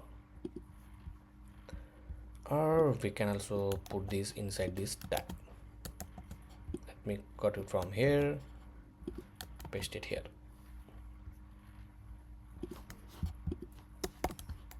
and save. So if I go, if you see, it's saying no interview feedback record found. If I go back and search to other, you will see the result. Okay, and inside the result you will get all of this information. Okay, so that's how you can also see your previous mock interview information if you have any. And whenever you create a new record, let's say you want to create a new full stack job position, here we'll say backend Java developer. Okay, here we'll say Java Spring Boot, then MySQL years of experience, we'll say 8, and click on start interview. Now it's loading and it's generating, and boom, if you see, now it's saying job role, job position, then the description and years of experience. We have the beautiful information. If you want to enable this camera, you can enable, and then you can start the interview question, and boom, if you see, we have all the interview question, all of these things. Okay, if I click on end interview, you will see no interview feedback record found because we never give the interview. But if I go to the dashboard, if I jump to the dashboard, you will see the new interview get created called backend Java developer, 80 years of experience, and the date which it created. So until this point, if you have any question, any doubt, let me know in the comment section. Now I also added this upgrade option. Okay, so let's click on this one, and here you will see the two plans. Okay, now this plan I already added inside our utils and plan data. Here we have the array of object contain the name of the plan, the cost, and what are the things are they are offering. Okay, and again there is second plan with the monthly, with the cost, and here I added the payment link from the Stripe. Now if you want to know how to add this or generate this payment link from the Stripe, you can watch my this video where I will keep the link in the description, in that particular chapter actually, how to integrate the payment with the Stripe. Okay, and once I want to go with the monthly payment, I will click get started, and it will redirect me to the Stripe payment gateway, where you will see my email is already autofilled. Then you can select the payment method and enter the card details, and once everything is done, user will subscribe to this monthly membership kind of thing. Okay, so yeah, that's all. If you have, now it's the time to deploy our application on the server. So for that one, we are going to use Vercel. Vercel is a platform where you can deploy your application and then you can share that with your friends and family. And most important part is that Vercel is completely free to use. So if you don't have an account, create a new account. And before that one, we are going to use GitHub to push our code, and then this GitHub we're gonna connect to the Vercel. So whenever you make some changes into your code and push it to the GitHub, it automatically deploy your application. So you don't need to manually deploy application every time. But first thing, let's go to this github.com and then create a new repo. Here I will say AI interview mocker. So that's interview mocker is a kind of application name. I will make this as a private for now, and then click create repo. Once you create this repo, you need to set the remote origin. So copy this command, then go back to your project. Here inside the terminal, let me clear this one. Initialize the git first, then add the remote origin. Then you need to add the files using git space dot space git space add space dot. Then you need to commit the changes, so you can give the commit message like this. And then in order to push, because you are pushing first time, right, you need to push with this command called git push -u origin main, and then it will push your all of the code. Now if I go back to the GitHub and refresh the screen, you will see all of your code are pushed and available to the GitHub, except the node module. Obviously node module is not get pushed to here, and if want to clone, you can just clone it. Make sure to install dependency, but that later on. Now next, let's go to the Vercel. Okay, And once you create the account, you will see the dashboard like this. And if you see, I have deployed a bunch of different applications. Now over here, add a new, then click project. Here make sure to connect your report to the respective service provider like GitHub, GitLab or Bitbucket. I connected to the GitHub. Then you will see the latest project which you pushed. So I just pushed 1 minute ago, and that's why it's showing here. And then simply click import. Here you can give the project name. Then the framework, if you see, is automatically detected. Everything will keep as it is, but most important part now, here we need to add the environment variables. And if you remember, we have this .env.local file, and inside this file we have this all of this environment variable. Okay, simply I will copy and then just click or paste it here.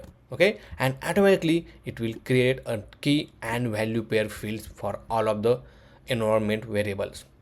And the last is you need to just click deploy. Now its deploy will start, and it will take a few seconds, a couple of minutes to build your application and then to deploy the application. So we'll wait. And boom, if you see, our application is deployed successful. This is just a preview. Obviously you can go to this dashboard, and here you will see all of this information. If you later on want to change the environment variable, go to the settings, and inside this environment variables you can change it. Even you can connect with your own domain as well. But right now let's go to our website. Let's go to the project, click on this app. Right now obviously this is just a home page, and we are not showing anything, but don't worry, we'll just redirect it to a sign in page. Or if you try to access dashboard page like this, it will redirect you to the login screen. Okay, here I will connect with the Google, select the account, and then once you select the account, it will redirect you to a dashboard page. And boom, if you see, we have some dedicated domain which you can share with your friends and family. Also everything is ready. You can add a new mock-up interview, you can give or practice your interview questions and answer, and then you can clear any job, guys. Okay, so I hope guys you enjoy this particular course. You learn a lot of things, I know that. But if you have any question, let me know in the comment section. If you really like this video, give heart emoji inside the comment and say you really like this video. Okay, and obviously if you did not subscribe to my channel, please do subscribe. There